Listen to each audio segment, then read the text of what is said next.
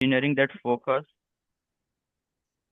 focus on the design, development, analysis and manufacturing of mechanical system। Means इससे ये पता चलता है अभी के वो हर एक चीज के अंदर इन्वॉल्व हो गया है। चाहे डिजाइन के बारे में बात कर ले या कोई टेक्नोलॉजी को डेवलपमेंट करना है या कुछ एनालिसिस करना है या कुछ भी चीज करना है, हर एक चीज में वो रहता है। अब आगे भी फर्दर डेफिनेशंस की तरफ जाते तो क्या पड़ता है, it combines principles of physics, mathematics, material science, engineering to solve problem. अभी ये पहला ही वर्ड यहाँ पे शो करता है कि मेन काम मैकेनिकल इंजीनियरिंग का क्या है, टू सॉल्व प्रॉब्लम्स। अभी आगे और बताता है किस फील्ड में, रिलेटेड टू एनर्जी। एनर्जी में हर एक फील्ड आ गई, जो भी पावर सप्लाइंग फील्ड रहती है हर एक को हम एनर्जी बोलते हैं। फिर mechanics, thermodynamics, fluid dynamics and structural analysis. Her field के अंदर हमें मैकेनिकल इंजीनियरिंग की जरूरत पड़ती है। मीन्स ओवरऑल आप कहीं भी वर्ल्ड में चले जाइए, मैकेनिकल इंजीनियर के बिना आगे वर्क नहीं कर सकते। सो ये एक कोर फील्ड है और इसमें हमें हर पोजीशन के अंदर हमको जॉब मिल सकती है। अभी जॉब अपॉर्चुनिटीज के बारे में बात करते हैं तो as the heading suggest diverse role, each subjects correspond to a specific job standard. अभी क्या है कि हमने मैकेनिकल इंजीनियरिंग तो कंप्लीट किया है, उसमें हमने बहुत सारे सब्जेक्ट्स भी पढ़े हैं, लाइक टॉम हो गया, theory of machines, com, kinematics of machine, structural engineering भी हमने पढ़ा है। साथ साथ में हमने डिजाइन ऑफ मैकेनिकल एलिमेंट्स भी पढ़ा है, डीएमई। साथ में हमने थर्मोडायनामिक्स भी पढ़ा है। तो हर सब्जेक्ट का एक स्पेसिफिक हमारे पास जॉब इंडस्ट्री अवेलेबल है। अभी इतना डाइवर्स ये फील्ड हो गया है, इसकी वजह से बहुत सारी परेशानी होती है लोगों को जॉब फाइंड करने में, कि हम किस फील्ड में जाए और किस तरह हम अपना करियर को आगे बढ़ाएं। अभी each sector has distinct requirement. अभी जैसा मैंने बताया कि हर सब्जेक्ट का एक जॉब इंडस्ट्री है, तो हर इंडस्ट्री का हर एक रिक्वायरमेंट अलग अलग है। अभी रिक्वायरमेंट के हिसाब से हमको हमारे अपने पोजीशन को फुलफिल करना है। अभी आगे भी है, mechanical role for opportunities everywhere. अभी इसकी वजह से हमको हर जगह पे अपॉर्चुनिटी मिलती है, बट हम कंफ्यूज हो जाते हैं कि किस फील्ड में जाना है। तो इसका एक बेसिक तरीका ये है कि आपको पहले देखना है कि आप कौन से सब्जेक्ट में सबसे बेहतर हो। अभी हो सकता है कि किसी को डिजाइनिंग अच्छा लगता है, किसी को थर्मोडायनेमिक्स अच्छा लगता है, किसी को फ्लूइड डायनामिक्स अच्छा लगता है। तो आप उस फील्ड के अंदर एकदम एक्सपर्ट बन जाओ, और वो एक्सपर्ट बनने के बाद उसी फील्ड के रिलेटेड सिर्फ जॉब इंडस्ट्रीज को ढूंढो। आप वो पढ़ के आप डिजाइनिंग के अंदर जाओगे तो हो सकता है कि आपको थोड़ा बैकलैश मिल सकता है। मीन्स आपको थोड़ा ऐसा लगेगा कि मुझे समझ में नहीं आ रहा है कि क्या कर रहा हूँ, ये ऐसा हो सकता है। तो पहले आपको फाइंड करना है आपका इंटरेस्ट, और फिर उसके बाद उसी के अंदर आपको आगे बढ़ना है। अभी करियर ग्रोथ के बारे में बात करें, करियर ग्रोथ के बारे में बात करेंगे तो यहाँ पे लिखा है कि new advancement emerge daily, technology evolves rapidly compare to the past. अभी हर दिन हमारे यहाँ पे कुछ ना कुछ नई टेक्नोलॉजी आती रहती है। अगर आप न्यूज़ देखोगे तो आपको पता चलेगा कि चाइना ने ये नया डेवलपमेंट किया, ये किया, वो किया। हर एक चीज़ वो हमेशा आपको देखने को मिलता है, और उसकी वजह से नए नए रूल्स मार्केट में आते हैं। अब यही चीज़ हमको एक फायदा देता है कि हम किस तरह जॉब ले सके। अब इसके लिए स्किल्स क्या चाहिए, तो पहले तो टेक्निकल एक्सपर्ट होना पड़ेगा आपको। तो उसके लिए आपको क्या करना है, हमेशा आपको टेक न्यूज़ देखना है। जिस तरह हम नॉर्मल न्यूज़ इंस्टाग्राम वगैरह पर देखते रहते हैं या फिर गूगल न्यूज़ में देखते हैं, तो आपको एक सेक्शन भी मिलता है उसमें टेक्निकल न्यूज़ करके। तो उसके अंदर आपको जाके टेक न्यूज़ पढ़ना है। मीन्स कौन सी नई नई टेक्नोलॉजी अभी इवॉल्व हुई है, उसमें क्या नए अपडेशन आए हैं, पहले के कंपेयर में क्या नया हुआ, वो सब चीज़ आपको एक गो थ्रू करना है। उसके बाद वही चीज को लेकर हमको उसके मार्केट को पढ़ना है कि अभी ये मार्केट कितना इमर्ज हो सकती है। तो वो चीज वो आपको न्यूज ही बताएगी।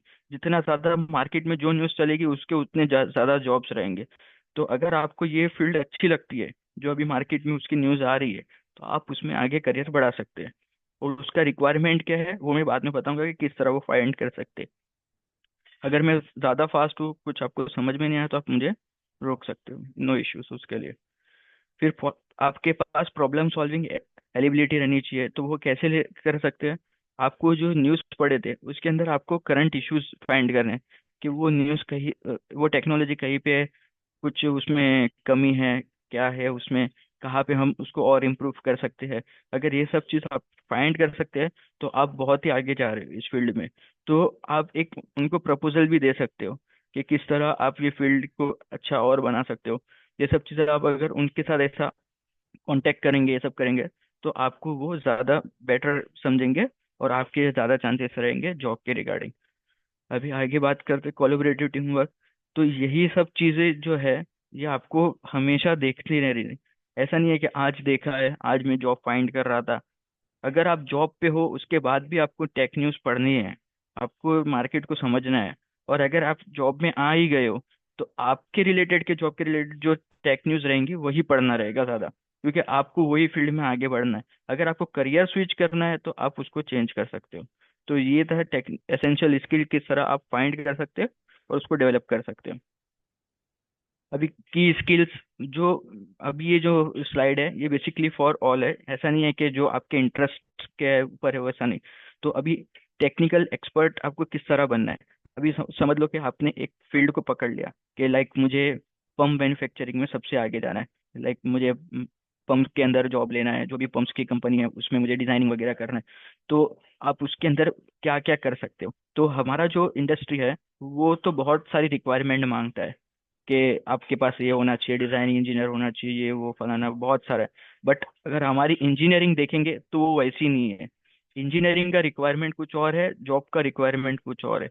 दोनों को मैच करने के लिए हमको क्या करना रहेगा कि हमको उनके रिक्वायरमेंट्स को समझना रहेगा और वही चीज हमारे अंदर डेवलप करनी रहेंगी। तो अभी क्या होता है कि हर एक चीज के मार्केट में स्टैंडर्ड्स आ गए हैं। जैसा अगर हम किसी चीज के बारे में बात करें, लाइक ऑर्गेनाइजेशन के बारे में बात करते हैं कि एक स्कूल है, स्कूल में कोई बच्चा डायरेक्ट 10th नहीं दे सकता है जब तक कि वो पहली नहीं दे, दूसरी नहीं दे, ऐसा। तो वो एक स्टैंडर्ड बना के रखा है कि वो एक बाय वन स्टेप कंप्लीट करता रहेगा और वो आगे बढ़ता रहेगा। इसी तरह ये जॉब्स के अंदर भी रहता है कि उनके अलग अलग स्टैंडर्ड्स रहते हैं। तो हर एक के स्टैंडर्ड्स आपको पढ़ने रहेंगे और उसके अंदर आपको वो सारी चीज में मास्टर्स होना पड़ेगा। जैसा पंप्स के अगर मैंने अभी एग्जांपल दिया था, तो पंप्स में आपको एपीआई के स्टैंडर्ड्स मिलते हैं। API means American petroleum institute करके है, जो स्टैंडर्ड्स बनाती है और ये स्टैंडर्ड पूरे वर्ल्ड फॉलो करती है। तो पंप्स के लिए एपीआई 610 है। उसमें क्या लिखा है, क्यों वही चीज हमको फॉलो करना है, वो सब चीज आपको पढ़ना है। ये आपको कॉलेज लाइफ नहीं बताएगा, बट ये रिक्वायरमेंट जॉब की है, तो ये आपको पढ़ना पड़ेगा। इसी तरह अगर आपको कोई और चीज में जाना है, किसी को समझो कि उसको अपना ये फील्ड में जाना है कंप्रेसर वगैरह में, तो उसके लिए कुछ अलग स्टैंडर्ड्स है। किसी को और चीज में जाना है, लाइक आपको थर्मोडायनेमिक्स में जाना है, तो आपके लिए क्या रिक्वायरमेंट रहेगा कि हीट ट्रांसफर कैसा होता है एक जगह से दूसरी जगह के लिए। अगर मुझे हीट को ब्लॉक करना है, लाइक रेफ्रिजरेशन सिस्टम के लिए मैं अगर जा रहा हूँ, तो कि यहाँ पे मेरी जो ठंडक है वो दूसरी तरफ नहीं चली जाए, तो उसके लिए आपको एनालिसिस वाले सॉफ्टवेयर्स लगेंगे और उनके जो एपीआई स्टैंडर्ड्स रहेंगे वो आप उसको पढ़ सकते हैं। तो उसके लिए बहुत सारे सॉफ्टवेयर्स आते हैं, एनसीस आता है, और फिर उसके बाद नेवी सॉक वगैरह रहता है, या फिर और भी कोई और सॉफ्टवेयर रहेंगे। वो सॉफ्टवेयर आपको उसके अंदर पढ़ने पड़ेंगे, उसको समझना रहेगा और उसके अंदर आपको एक्सपर्टीज लेना पड़ेगा। और ये सब चीज़ आपकी रिक्वायरमेंट में जब आएंगी तभी वो आपको जॉब रोल प्रोवाइड कर सकते हैं। फ्रेशली ग्रेजुएट होने के बाद जो आपके पास नॉलेज रहेगी वो इससे कहीं कम रहेगी, और ये जो नॉलेज देगा वो आपको स्पेसिफिकली फॉर जॉब ही देगा। तो ये चीज़ आपके अंदर आनी चाहिए। और इसको किस तरह फाइंड करना है मैं वो भी बताऊंगा कि कौन से रोल्स के लिए कौन से एपीआईज या फिर क्या स्टैंडर्ड्स और क्या रिक्वायरमेंट है, वो किस तरह आप फाइंड कर सकते हैं। तो उसके अंदर आप फिर बाद में एक्सपर्टीज बन सकते हो। तो ये एक हो गया कि सभी स्टैंडर्ड्स और टूल्स जो भी लगेंगे सॉफ्टवेयर वगैरह, उसके अंदर आप एक स्किल्ड पर्सन बन जाओ, और यही चीज आपको जॉब दिलाएगी। अभी जॉब इंडस्ट्री के बारे में बात करता हूँ, और ये जो स्लाइड मैंने बनाया है, ये सिर्फ इंडिया के लिए ही है। फॉरेन में थोड़ा ये चेंज हो सकता है। तो हमारे यहाँ पे हम जैसा मैकेनिकल इंजीनियर बन गए हैं, तो मैकेनिकल इंजीनियर के लिए हर तरह की फील्ड मिलती है। चाहे ऑटोमोबाइल हो गई, चाहे मैन्युफैक्चरिंग हो गई, इंजीनियरिंग हो गई, एरोस्पेस। तो इसका अभी करंटली इंडिया में डिमांड कैसा है मैं वो बता रहा हूँ। ऑटोमोटिव का अभी इंडिया में मीडियम डिमांड है। as we can know that in our Gujarat there are many plants in Halol, and other state also they have some. Manufacturing plant of automotive. So ये एक मीडियम डिमांड वाली एक field बोल सकते हैं। और इसके अंदर आपको बहुत सारी कंपनीज भी मिल जाएंगी इंडिया में, लाइक टाटा है, टोयोटा है, और फिर किया है। ये सब कंपनीज में आप जॉब कर सकते हो। एरोस्पेस इंजीनियरिंग एक बहुत ही अच्छी फील्ड है ओवरऑल द वर्ल्ड अगर देखने जाए मैकेनिकल के लिए। बट इंडिया में इसका कोई डिमांड नहीं है, क्योंकि मोस्टली एरोस्पेस इंडस्ट्रीज में दो ही कंपनी ज्यादा काम करती है। एक बोइंग है और एक हमारा एयरबस या ऐसा कुछ तो है, वो दोनों ज्यादा काम करते हैं। बट ये कैसा है कि ये कंपनीज फॉरेन बेस्ड है, तो उनके मैन्युफैक्चरिंग प्लांट और इनके जो भी डिजाइनिंग प्लांट या उनके ऑफिसेस वगैरह है वो आउट ऑफ द कंट्री ज्यादा है एज कम्पेयर टू इंडिया।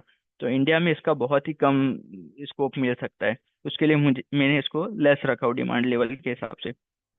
अब नीचे की जो दो इंडस्ट्री है, ये सबसे हाई डिमांड वाली फील्ड है अब हमारे इंडिया में मैकेनिकल इंजीनियर्स के लिए। वो है एक मैन्युफैक्चरिंग और एक एनर्जी।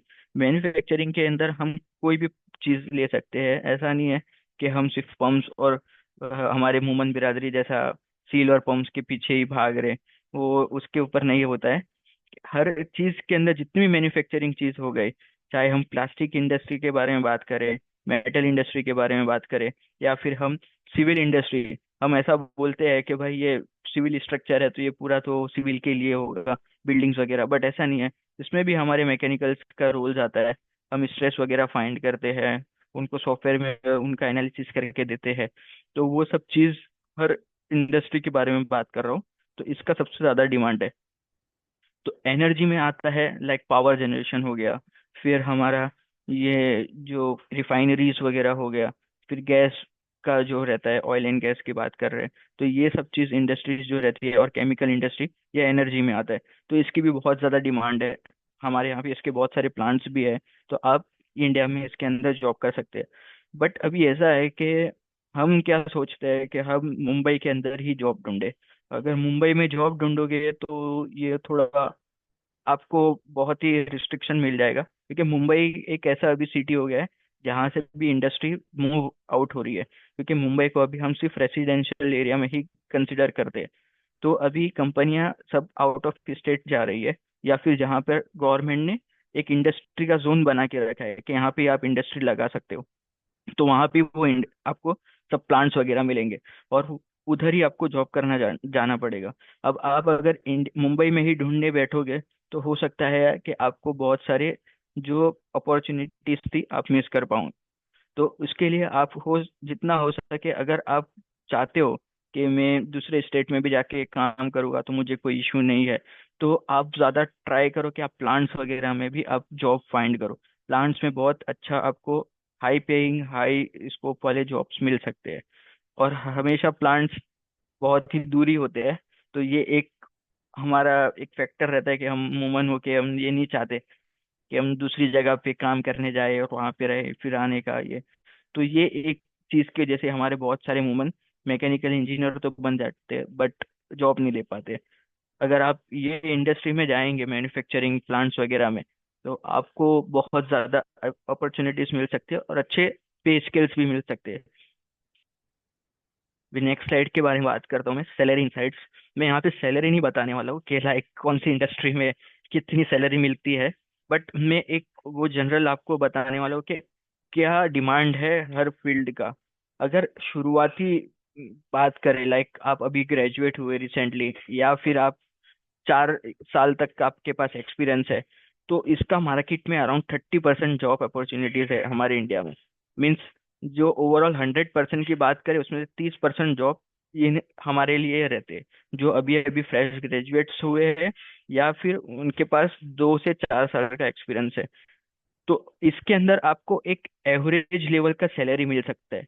लाइक अगर मैं बात करूँ एक अप्रोक्सीमेट वैल्यू उसकी, तो 5 से 7.5 लाख के आसपास का आपको एक जॉब वैल्यू मिल सकता है। और ये हमेशा डिमांड में रहता है, क्योंकि इनको लो पेइंग पर्सन से काम करवाना रहता है।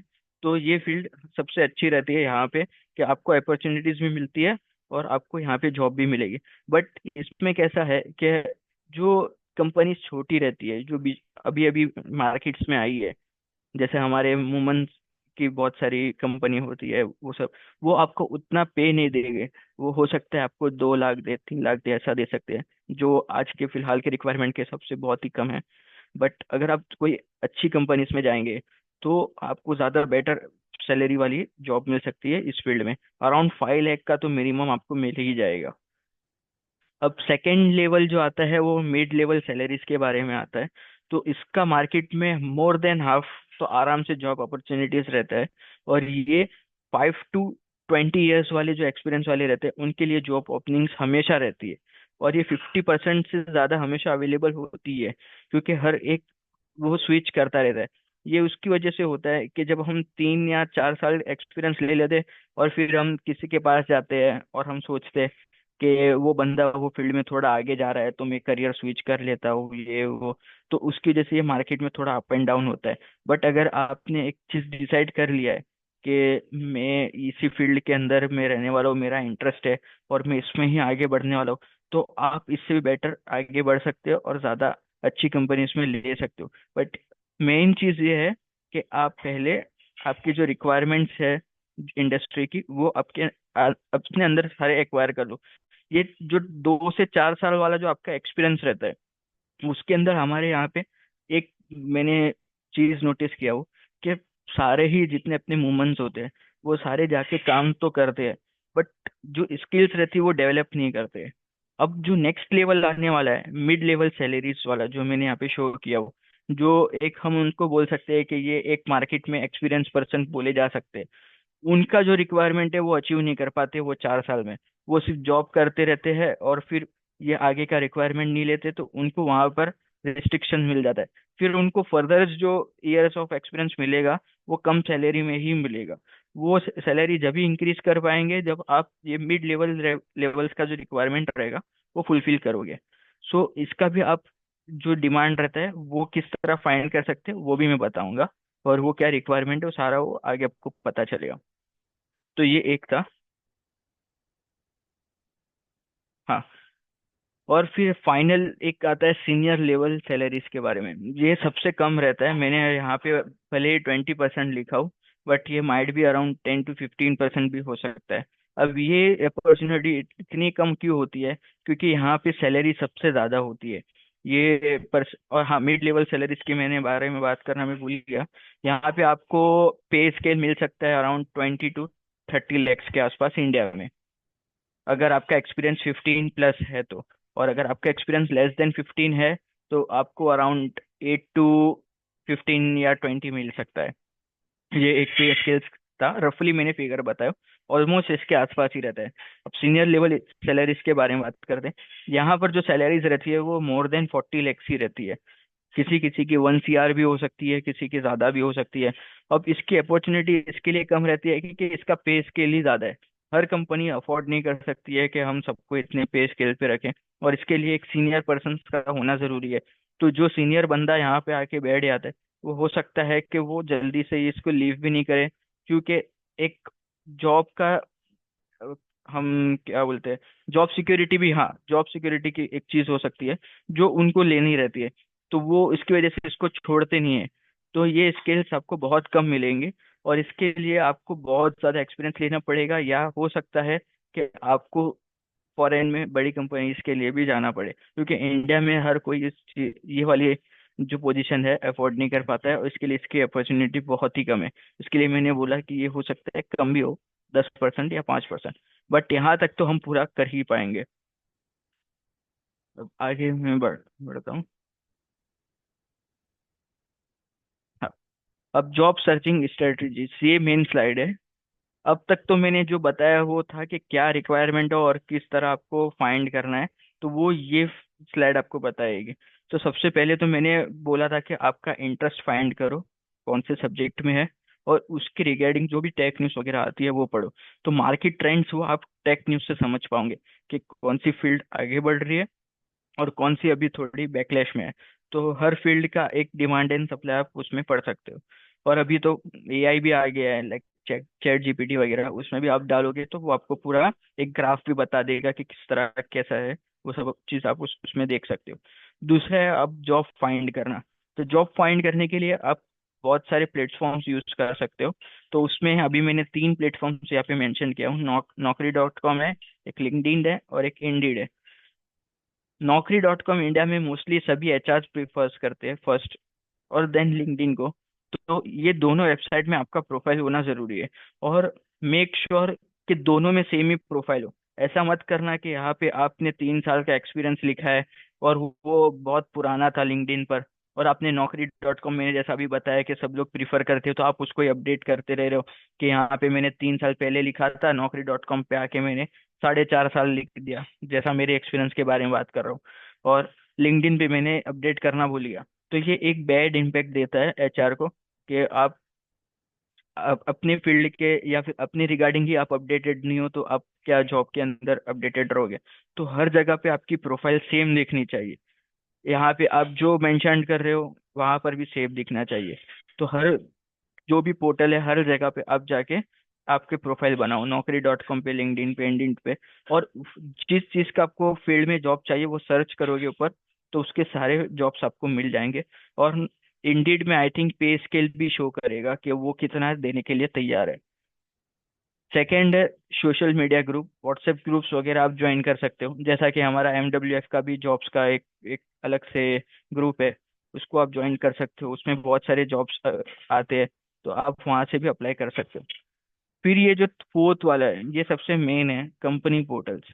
हर कंपनी का एक खुद का पोर्टल होता है जॉब के लिए, जहाँ पे वो अलग अलग नाम से वो बनाते हैं, लाइक करियर्स के नाम से बनाएंगे या जॉब अपॉर्चुनिटीज के नाम से बनाएंगे। ऐसा अलग अलग करके वो कुछ भी टैब्स क्रिएट कर सकते हैं।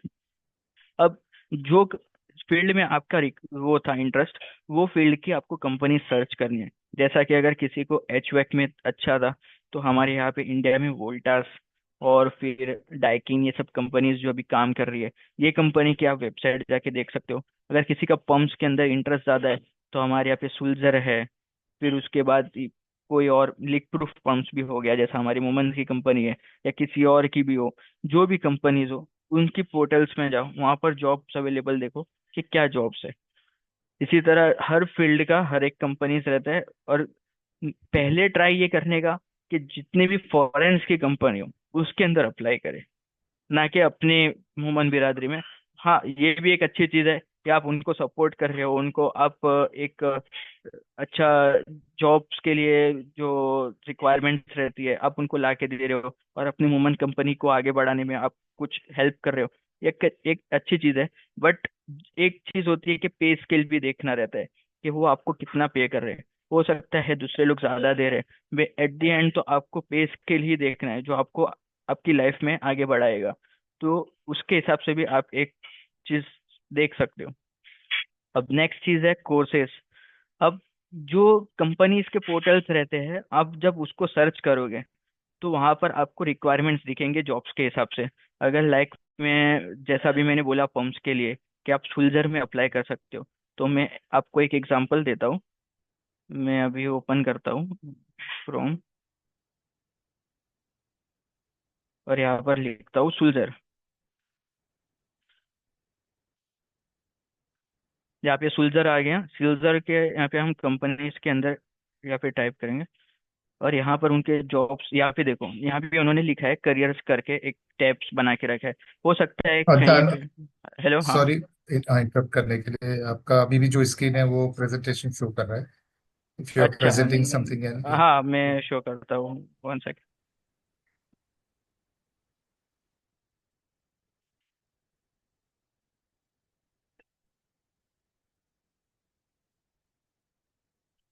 अभी शो हुआ?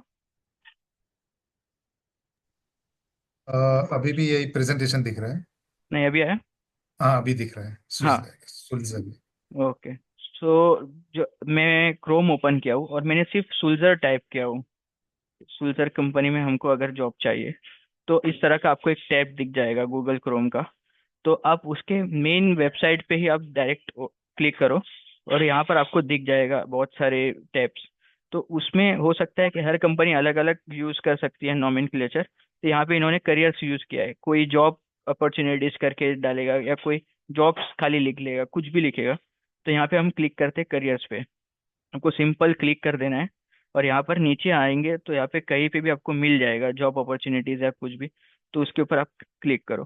फिर यहाँ पे हर कंपनी, सभी बहुत सारी एमएनसी हो गई है, तो इनके अलग अलग वो हो जाते हैं कंट्रीज में मैन्युफैक्चरिंग प्लांट्स वगैरह। तो यहाँ पे आप लोकेशन वाइज भी सर्च कर सकते हो। जैसा हमको इंडिया में चाहिए, तो यहाँ पे मैंने इंडिया में कर दिया सिलेक्ट, और सर्च कर देता हूँ। तो यहाँ पे अभी क्या क्या उनके जॉब्स है और कौन से सिटीज में है, यहाँ पे दिख जाएंगे। तो आपको ये एक मेथड बता देगा कि अभी कहाँ पे रिक्वायरमेंट है और किस चीज के लिए रिक्वायरमेंट है। जैसे यहाँ पे लिखा है कैट डेवलपर, मीन्स यहाँ पे उनको एक ऑटो कैड जिसको आता है उनकी रिक्वायरमेंट है। तो आपको एक चीज यहाँ से पता चल जाती है कि ये जॉब के लिए उनका क्या रिक्वायरमेंट है। अब जैसा मैंने ये पहले बताया था ये स्लाइड शो में, कि आपको वो क्या बोलते हैं, हाँ, जो टूल्स वगैरह है या फिर उनके ये है एपीआई स्टैंडर्ड, वो यहाँ से आपको पता चल जाएगा। तो यहाँ पे उन्होंने बताया कि इनको कैड सॉफ्टवेयर का रिक्वायरमेंट है, तो आपको कैड सॉफ्टवेयर बहुत अच्छा आना चाहिए, तो आप ये जॉब के लिए अप्लाई कर सकते हो। अब यहाँ पे क्लिक करना है आपको। अब नीचे यहाँ पे देखोगे तो यहाँ पे रिक्वायरमेंट लिखेंगे वो लोग, कि उनको डिजाइन करने आना चाहिए, डेवलप, मॉडिफाई, इम्प्लीमेंट, ये सब closely with CAD application development, ये सब, ये सारी उनकी रिक्वायरमेंट है। ये रिक्वायरमेंट अगर आप उनको फुलफिल कर सकते हो, तो यहाँ पे आप सीधा अप्लाई कर दो, आपका रेज्यूमे अटैच करो, नाम वगैरह जो भी पूछेंगे, और आपको कॉल आ जाएगा, क्योंकि आप ये इस चीज के लिए ही बने थे, आपके पास ये सारी एबिलिटीज थी इसको प्रूफ करके दिखाने की। तो वो आपको जॉब प्रोवाइड कर देंगे। तो इस तरह हर एक फील्ड का एक रिक्वायरमेंट रहेगा, जो भी कंपनीज का जो रिक्वायरमेंट रहेगा आप यहाँ से फाइंड कर सकते हो और वहाँ पे अप्लाई कर सकते हो। अभी मैं जैसा दूसरा चीज दिखाता हूँ यहाँ पे, स्ट्रेटेजिक प्रोडक्शन सुपरवाइजर, यहाँ पे देख लेते हैं। तो यहाँ पे उनको देखो, यहाँ पे लिखा हुआ है कि उनको पैकेज रेडीनेस वर्क कोऑर्डिनेटर वगैरह चाहिए। क्यूसी अगर किसी का स्ट्रांग है, उसको लीन सिग्मा या फिर जो भी रहता है जो क्यूसी के लिए रिक्वायरमेंट रहता है, और जो दूसरे उनके रिक्वायर रिक्वायरमेंट रहते हैं, जो भी अगर आपके पास है, तो आप इस जॉब के लिए अप्लाई कर सकते हो। फिर यहाँ पे वो लिखते भी है कि उनको एक एक्सपीरियंस कितना चाहिए। तो यहाँ पे लिखा है कि उनको 12 to 15 ईयर्स का एक्सपीरियंस चाहिए। तो ये जो लिखा हुआ है वो मोस्टली ऐसा नहीं है कि उनको 12 ईयर्स वाला ही चाहिए। अगर आपके पास 8 ईयर्स का भी एक्सपीरियंस है, तो आप इसमें अप्लाई कर सकते हो। अभी किस और भी जॉब्स यहाँ पे लिस्ट आउट हो गए, जिसके अंदर एक्सपीरियंस वो लोग लिखेंगे बैचलर्स ऑफ इंजीनियरिंग और +3 ईयर्स ऑफ एक्सपीरियंस या 4 ईयर्स ऑफ एक्सपीरियंस। तो इसमें फ्रेशर्स लोग भी अप्लाई कर सकते हैं। फिर यहाँ पर देखो लिखा हुआ है उन्होंने क्लियरली कि उनको EHS आना चाहिए, 5S जो भी है हमारा, फिर काइजन, लीन कॉन्सेप्ट जो भी मैंने आपको बताया, ये सारे रिक्वायरमेंट आपको आने चाहिए। तो ये सब चीज़ अगर आपको आती है, तो ये जॉब को आप अप्लाई कर सकते हो। ये है ये, फिर उनके ये देखो ऑफर्स भी बता दिया है कि वो क्या क्या फैसिलिटी आपको प्रोवाइड करेंगे। तो ऐसी अच्छी कंपनीज में आप अप्लाई करोगे तो आपको अच्छे जॉब रोल्स मिलेंगे और हाई पेइंग जॉब्स मिलेंगे। ऐसा नहीं है कि मैकेनिकल इंजीनियर में जॉब्स नहीं है, अवेलेबल है, मैंने अभी भी आपको बताया। इस तरह और भी कंपनीज में जॉब्स अवेलेबल है। अभी मैं रिटर्न बैक में आ जाता हूँ अपने स्लाइड्स पे।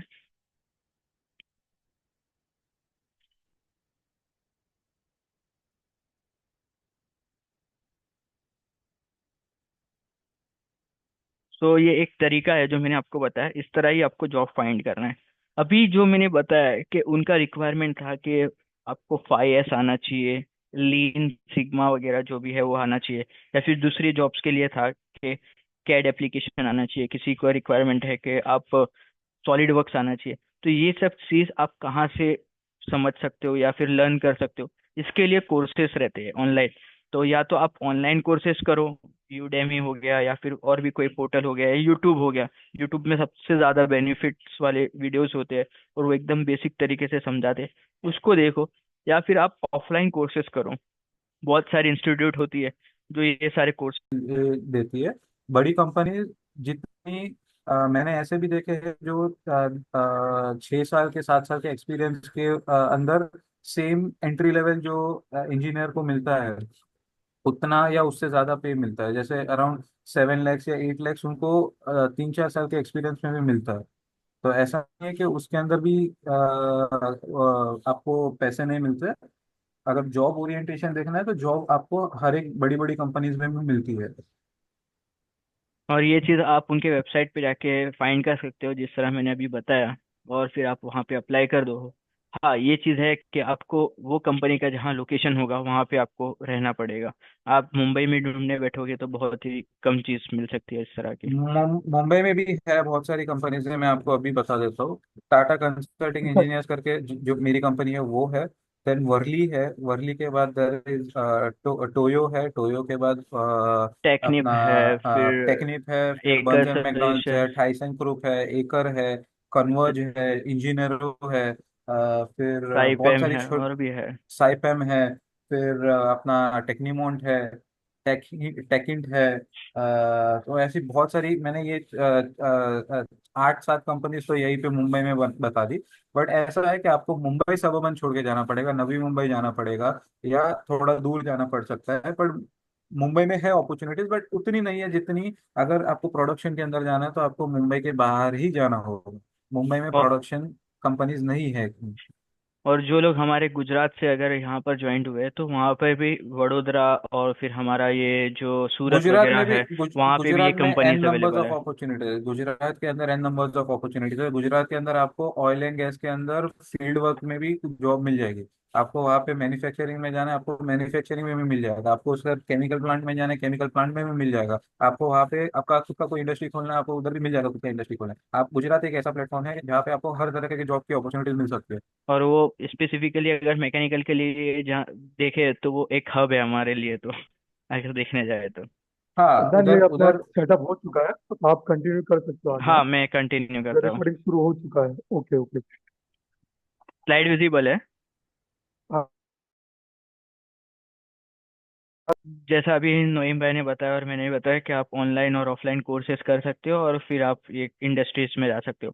अब कोर्सेज करने के बाद आपको एक बेटर रेज्यूमे बनाना पड़ेगा और उसमें ये सारी चीज़ें लिस्ट आउट करनी पड़ेगी कि मैंने ये सारे कोर्स किया हो, चाहे आपने ऑनलाइन किए या ऑफलाइन किया है या आपका एक्सपर्टीज है। और फिर उसके बाद आपका जो भी एक्सपीरियंस वगैरह हो या फिर आपने कोई करियर में अच्छा किया हो, लाइक आपने इंजीनियरिंग फील्ड के अंदर आपने कोई पेपर इशू किया था, या फिर आप कोई टेक्निकल पेपर का जो हमारा कॉम्पिटिशन्स वगैरह रहता है, या फिर इंटर कॉलेज के अंदर आपने पार्टिसिपेट किया था, वो सारी चीज़ें हाईलाइट करो। और वो रेज्यूमे आप अपडेटेड वाला ही इनको शेयर करोगे तो ज़्यादा बेटर रहेगा। और लास्ट मैंने एक रखा हूँ नीचे रेफरेंस करके। रेफरेंस एक इम्पैक्टफुल चीज़ है जो कोई भी जॉब लेने के लिए सबसे ज़्यादा काम करता है। अगर आपके पास कोई कंपनीज में किसी का रेफरेंस है, आप उनके थ्रू जाओगे तो सबसे ज़्यादा चांसेस है कि आपको वो जॉब मिल जाए। और जिसका तो मैन्युफैक्चरिंग ही है तो उसके लिए तो कुछ ये चीज़ एप्लीकेबल नहीं है। हाँ, बट ये स्लाइड एप्लीकेबल थी कि आपके रिलेटेड की जो इंडस्ट्री है उसमें उनके क्या रिक्वायरमेंट्स है, वो आप वो देख सकते हो और वो आपके प्लांट्स में वो इम्प्लीमेंट करके आप अपनी कंपनी को भी आगे बढ़ा सकते हो। अब फ्यूचर ट्रेंड्स के बारे में बात करें तो अभी सारा इंडस्ट्री एआई के पीछे भाग रहा है और पूरी इंडस्ट्री अभी चेंज हो रही है। तो एआई के हिसाब से भी आपको थोड़ा एडेप्टेबिलिटी लानी पड़ेगी कि किस तरह एआई टूल्स वगैरह को यूज़ करना है, किस तरह उससे हम अपने बेनिफिट के लिए यूज़ कर सकते हैं। तो वो आपको एक चीज़ सीखना पड़ेगा। और अभी हमारा पूरा ग्रीन एनर्जी के पीछे, तो ये अभी इतना डिमांडिंग में आ गया है कि इसके जॉब अपॉर्चुनिटीज अभी बहुत सारे हैं। तो अभी करंट सिचुएशन के हिसाब से बात करूँ तो मैकेनिकल के लिए बहुत सारी जॉब अपॉर्चुनिटीज अवेलेबल है in this green energy zone के बारे में बात कर रहा हूँ। चाहे आप उसके अंदर जैसा सोलर मैन्युफैक्चरिंग के बारे में बात कर ले, या फिर रिन्यूएबल एनर्जी से जहाँ से हम एनर्जी जनरेट कर सकते हैं, या फिर हम कार्बन कैप्चर्स के बारे में बात करते हैं। हर एक चीज़ के अंदर आपको मैकेनिक, चाहे इलेक्ट्रिकल से हो, सिविल से हो, या फिर आईटी से भी हो, तो भी इन फील्ड्स में इनकी रिक्वायरमेंट है। ऐसा नहीं है कि आप आईटी है तो सिर्फ सॉफ्टवेयर में ही लगे रहोगे। इन प्लांट्स में भी ये आईटीज वगैरह की रिक्वायरमेंट्स आती है। तो यहाँ पर भी आप अप्लाई कर सकते हो। तो ये था पूरा एक स्लाइड्स आपको शो करने के लिए कि किस तरह आप जॉब फाइंड कर सकते हो और अप्लाई कर सकते हो। अगर आपको कुछ क्वेश्चंस है तो आप बताओ, मैं उसका आंसर देता हूँ। सजेशंस है इम्प्रूवमेंट के लिए वो भी बता सकते हो। Next time I will try that कि आपको वो चीज़ एक बेटर तरीके से मैं प्रेजेंट कर सकूं। और जो लोग ने अभी तक रजिस्टर नहीं किया है हमारे वेबसाइट पर, तो आप भी रजिस्टर कर लो और आप भी मेंबर बन सकते हो एमडब्ल्यूएफ का। हेलो। हेलो। हेलो, हाँ, बोलिए। सलाम वालेकुम अदनान भाई। वालेकुम सलाम। मेरा एक क्वेश्चन था। मैं मैकेनिकल इंजीनियरिंग के फाइनल ईयर में हूँ। हाँ हाँ। मेरा डिग्री ऑलमोस्ट कंप्लीट होना है। मैं भी इंटर्नशिप पीरियड में हूँ अभी। हम्म एज अ जीटी लो है कि इंटर्नशिप करना होता है 3 महीने का। हम्म। आफ्टर उसके बाद मुझे डिग्री कंप्लीट का सर्टिफिकेट मिलेगा। ओके। तो मेरा इंटरेस्ट ऑटोमोटिव में ज्यादा है। हम्म। क्या मैं मास्टर्स करूँ या मैं मेरा करियर स्टार्ट कर दूँ?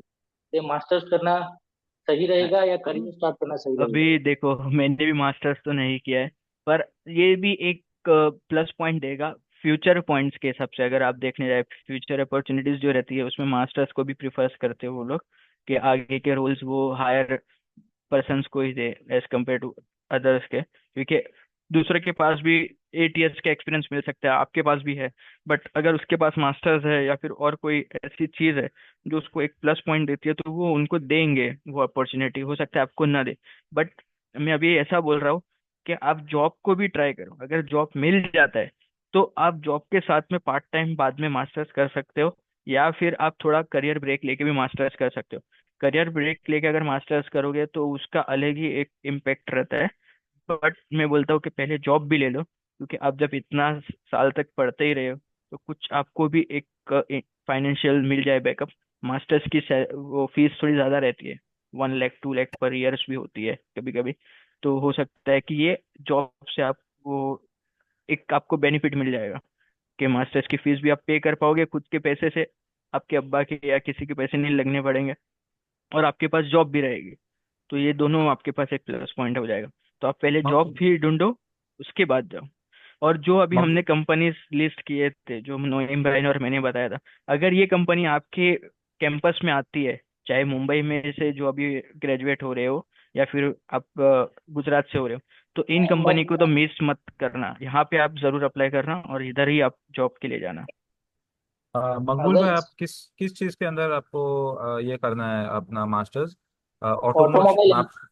ऑटोमोबाइल इंजीनियरिंग पे करना है मुझे, क्योंकि मेरा इंटरेस्ट भी उसी में है।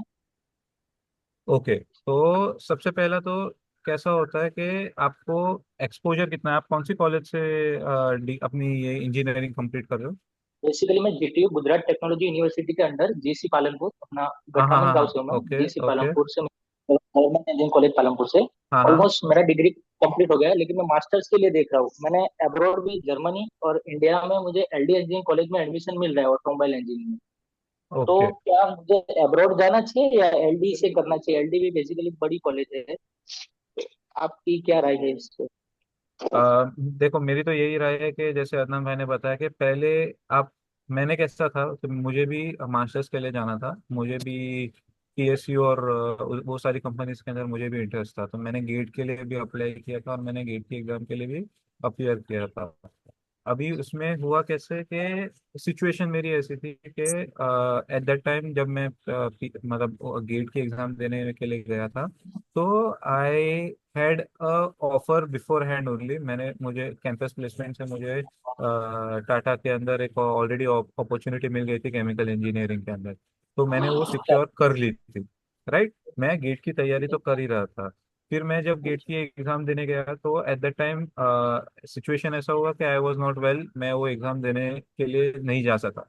और उसके बाद ऐसा हुआ कि उसके बाद तुरंत लॉकडाउन आ गया। तो हाँ। वो इट हेल्प मी कि मैं, चलो एग्जाम के लिए तो अपियर हुआ नहीं, अगर मुझे समझो मास्टर्स ही करना होता तो मुझे एक साल वापस से वेट करके वापस से वो एग्जाम के लिए अपियर करना होता था। बट मेरे पास क्योंकि जॉब अपॉर्चुनिटी हाथ में थी, तो मैंने ये डिसीजन लिया था कि okay, I do the job, मैं 1 2 साल जॉब करूंगा, और अगर मेरे को उसके बाद ऐसा लगा कि मुझे मास्टर्स करना चाहिए तो उसके बाद मैं मास्टर्स में भी अप्लाई कर सकता हूँ मैं।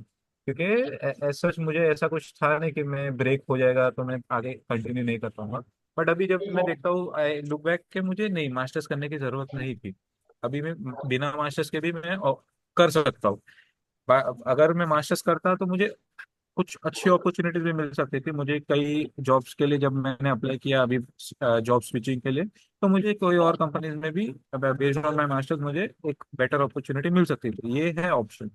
तो मेरा मेरा कहना यही रहेगा कि यू सी कि आपको क्या करना है। आपको पहले जॉब लेके you want to take an experience, एक 1 या 2 साल का एक्सपीरियंस लेना है। अगर आपको ऐसा है कि मेरा स्टडी में ब्रेक हो जाएगी, तो आप क्या करो कि 1 महीने का आप सॉलिड प्लान बनाओ कि 1 महीने, अरे 1 महीना बोल रहा हूँ मैं, 1 साल का सॉलिड प्लान बनाओ कि 1 साल मैं पूरा जॉब करूंगा, पूरा अपॉर्चुनिटीज एक बार गेज कर लूंगा कि मुझे क्या क्या अपॉर्चुनिटीज मिल सकती है अगर मैंने मास्टर्स किया तो, और अगर मैंने नहीं भी किया तो मैं क्या क्या इस फील्ड के अंदर कर सकता हूँ। तो उसके लिए सबसे तो पहला यही होगा कि आप जॉब के लिए बैठना चालू करो, प्लेसमेंट्स के लिए बैठना चालू करो, अगर आपके कॉलेज के अंदर प्लेसमेंट्स होती है। अगर नहीं होती है तो then you have an option कि आप फुल एंड फाइनल आप मास्टर्स के लिए ये करें, तैयारी करें। मेरा कहना ऐसा था कि मैं अगर मास्टर्स ना करूं और कोई ट्रेनिंग सेंटर ज्वाइन कर लूं, जैसे आईएसी है, automobile international automobile excellence centre है अहमदाबाद में, जो पूरा कार रिलेटेड है, ऑटोमोबाइल की हाइब्रिड और ईवी ऑटोमेशन और पूरा जो मैन्युफैक्चरिंग सिस्टम है वो पूरा ट्रेनिंग देते हैं वहाँ पे। तो हेलो। अभी मैं भी और एक चीज़ आपको बताना चाहता हूँ कि हमारे बहुत सारे मोमेंट्स जो होते हैं वो फॉरेन भी जाना चाहते हैं, लाइक सेटल होने के लिए, और फिर वहीं पे उनकी पूरी लाइफ आगे की स्पेंड करने के लिए जाते हैं। और वो उनको एक अपॉर्चुनिटी मास्टर्स के थ्रू ही मिलती है। तो अगर आप उस बेसिस पे जाने का चाह रहे हो तो आपके लिए मास्टर्स ही बेटर है कि आप उधर जाके मास्टर्स करो और उधर जॉब्स लो। बट इंडिया में आपको रहना है और इंडिया में ही करना है, तो अगर आपको डायरेक्ट जॉब मिल सकती है कैंपस के थ्रू, तो आप उसको पहले प्रिफर करो। और मेन वाइल जॉब के साथ में भी मास्टर्स होती ही है, तो आपको मास्टर्स भी हो जाएगा और जॉब भी आपके पास रहेगी। ऐसा नहीं है कि मास्टर्स के अंदर कि आपने अगर पार्ट टाइम मास्टर्स किया है तो इसकी वैल्यू नहीं है। मास्टर्स में सब इक्वली है। और जो मैंने कंपनीज जो लिस्ट किया था और नोइम भाई ने किया था, ये सारी कंपनीज पहले मास्टर्स को ही प्रीफर करती थी। बट अभी जब मैं देख रहा हूँ कि अभी ये लोग बैचलर्स को भी लेते हैं और सेम पे स्केल देते हैं जो मास्टर्स को मिल रहा है, तो ज़्यादा बेटर ये रहता है कि आप आपकी इंडस्ट्री के अंदर जो रिक्वायरमेंट है वो देख लो एक बार। अगर डायरेक्ट जॉब मिल जाती है तो जॉब कर लो और साथ में मास्टर्स कर लो। और अगर नहीं मिल रही है, आपको ऐसा लग रहा है कि पे स्केल बहुत कम है ये वो, तो आप पहले मास्टर्स कर लो, उसके बाद आप जाओगे तो आपको ज़्यादा पे स्केल मिल सकता है। अभी कैसा होता है कि एक एक समझो तुमने अभी बोला मास्टर्स करना है, तो आप आपका ऐसा भी दिमाग में आ सकता है कि you want to go to, say for example आपको कोई मैनेजरियल पोस्ट के लिए मास्टर्स करना है, या आपको एट मतलब 1-2 साल या 3 साल के बाद यू बिकम असिस्टेंट मैनेजर और समथिंग लाइक दैट। तो उसके बाद भी कैसा होता है कि आपको वो स्किल्स की रिक्वायरमेंट होती है आपको, या तो एक छोटा कोर्स करने बोलते हैं या तो आपको मास्टर्स करने बोलते हैं। तो it is companies requirement as well कि आपको मैनेजरियल पोजीशन में प्रमोट करने के लिए वो बोलते हैं कि आप एमबीए करो, आप मास्टर्स करो। तो वो भी एक हेल्प आउट करता है। तो it is totally up to you. दोनों ही बेटर है। आप जॉब अगर कंटिन्यू करते हो तो जॉब भी ओके है, it is not this thing, बुरा बात नहीं है वो। अभी मैंने केमिकल इंजीनियरिंग की है और मैं ऑयल एंड गैस इंडस्ट्री के अंदर काम कर रहा हूँ। तो मैं डिजाइन, अभी कैसा होता है कि there are two two jobs. एक डिजाइन के अंदर जॉब होती है which is an office job, और एक होता है प्रोडक्शन जिसके अंदर आपको प्रोडक्शन लाइन संभालनी होती है, आपको डे टू डे मतलब कितना प्रोडक्शन हो रहा है, क्या हो रहा है, आप सुपरवाइजर होते हो वहाँ पे। तो वैसे भी आप हो सकते हो। तो it is up to you कि आपको डिजाइन जॉब चाहिए या आपको प्रोडक्शन के अंदर जाना है। तो दोनों पहलू होते हैं, it is up to you. तो अभी किसी ने तो एक पूछा था कि if I want to go and enter oil and gas industry abroad, what's your advice. Naeem Naeem PR ji ने पूछा है ये क्वेश्चन। अभी oil and gas sector abroad abroad मैं बोलूंगा कि अब्रॉड में जाने से पहले, बिकॉज अगर आपको खाली बैचलर्स यहाँ पे करना है and you want to go abroad, तो वैसा थोड़ा पॉसिबल नहीं है। अभी कैसे होता है कि ऑयल एंड गैस इंडस्ट्री के अंदर आपको बैचलर्स के बाद भी आपको मिल जाती है job.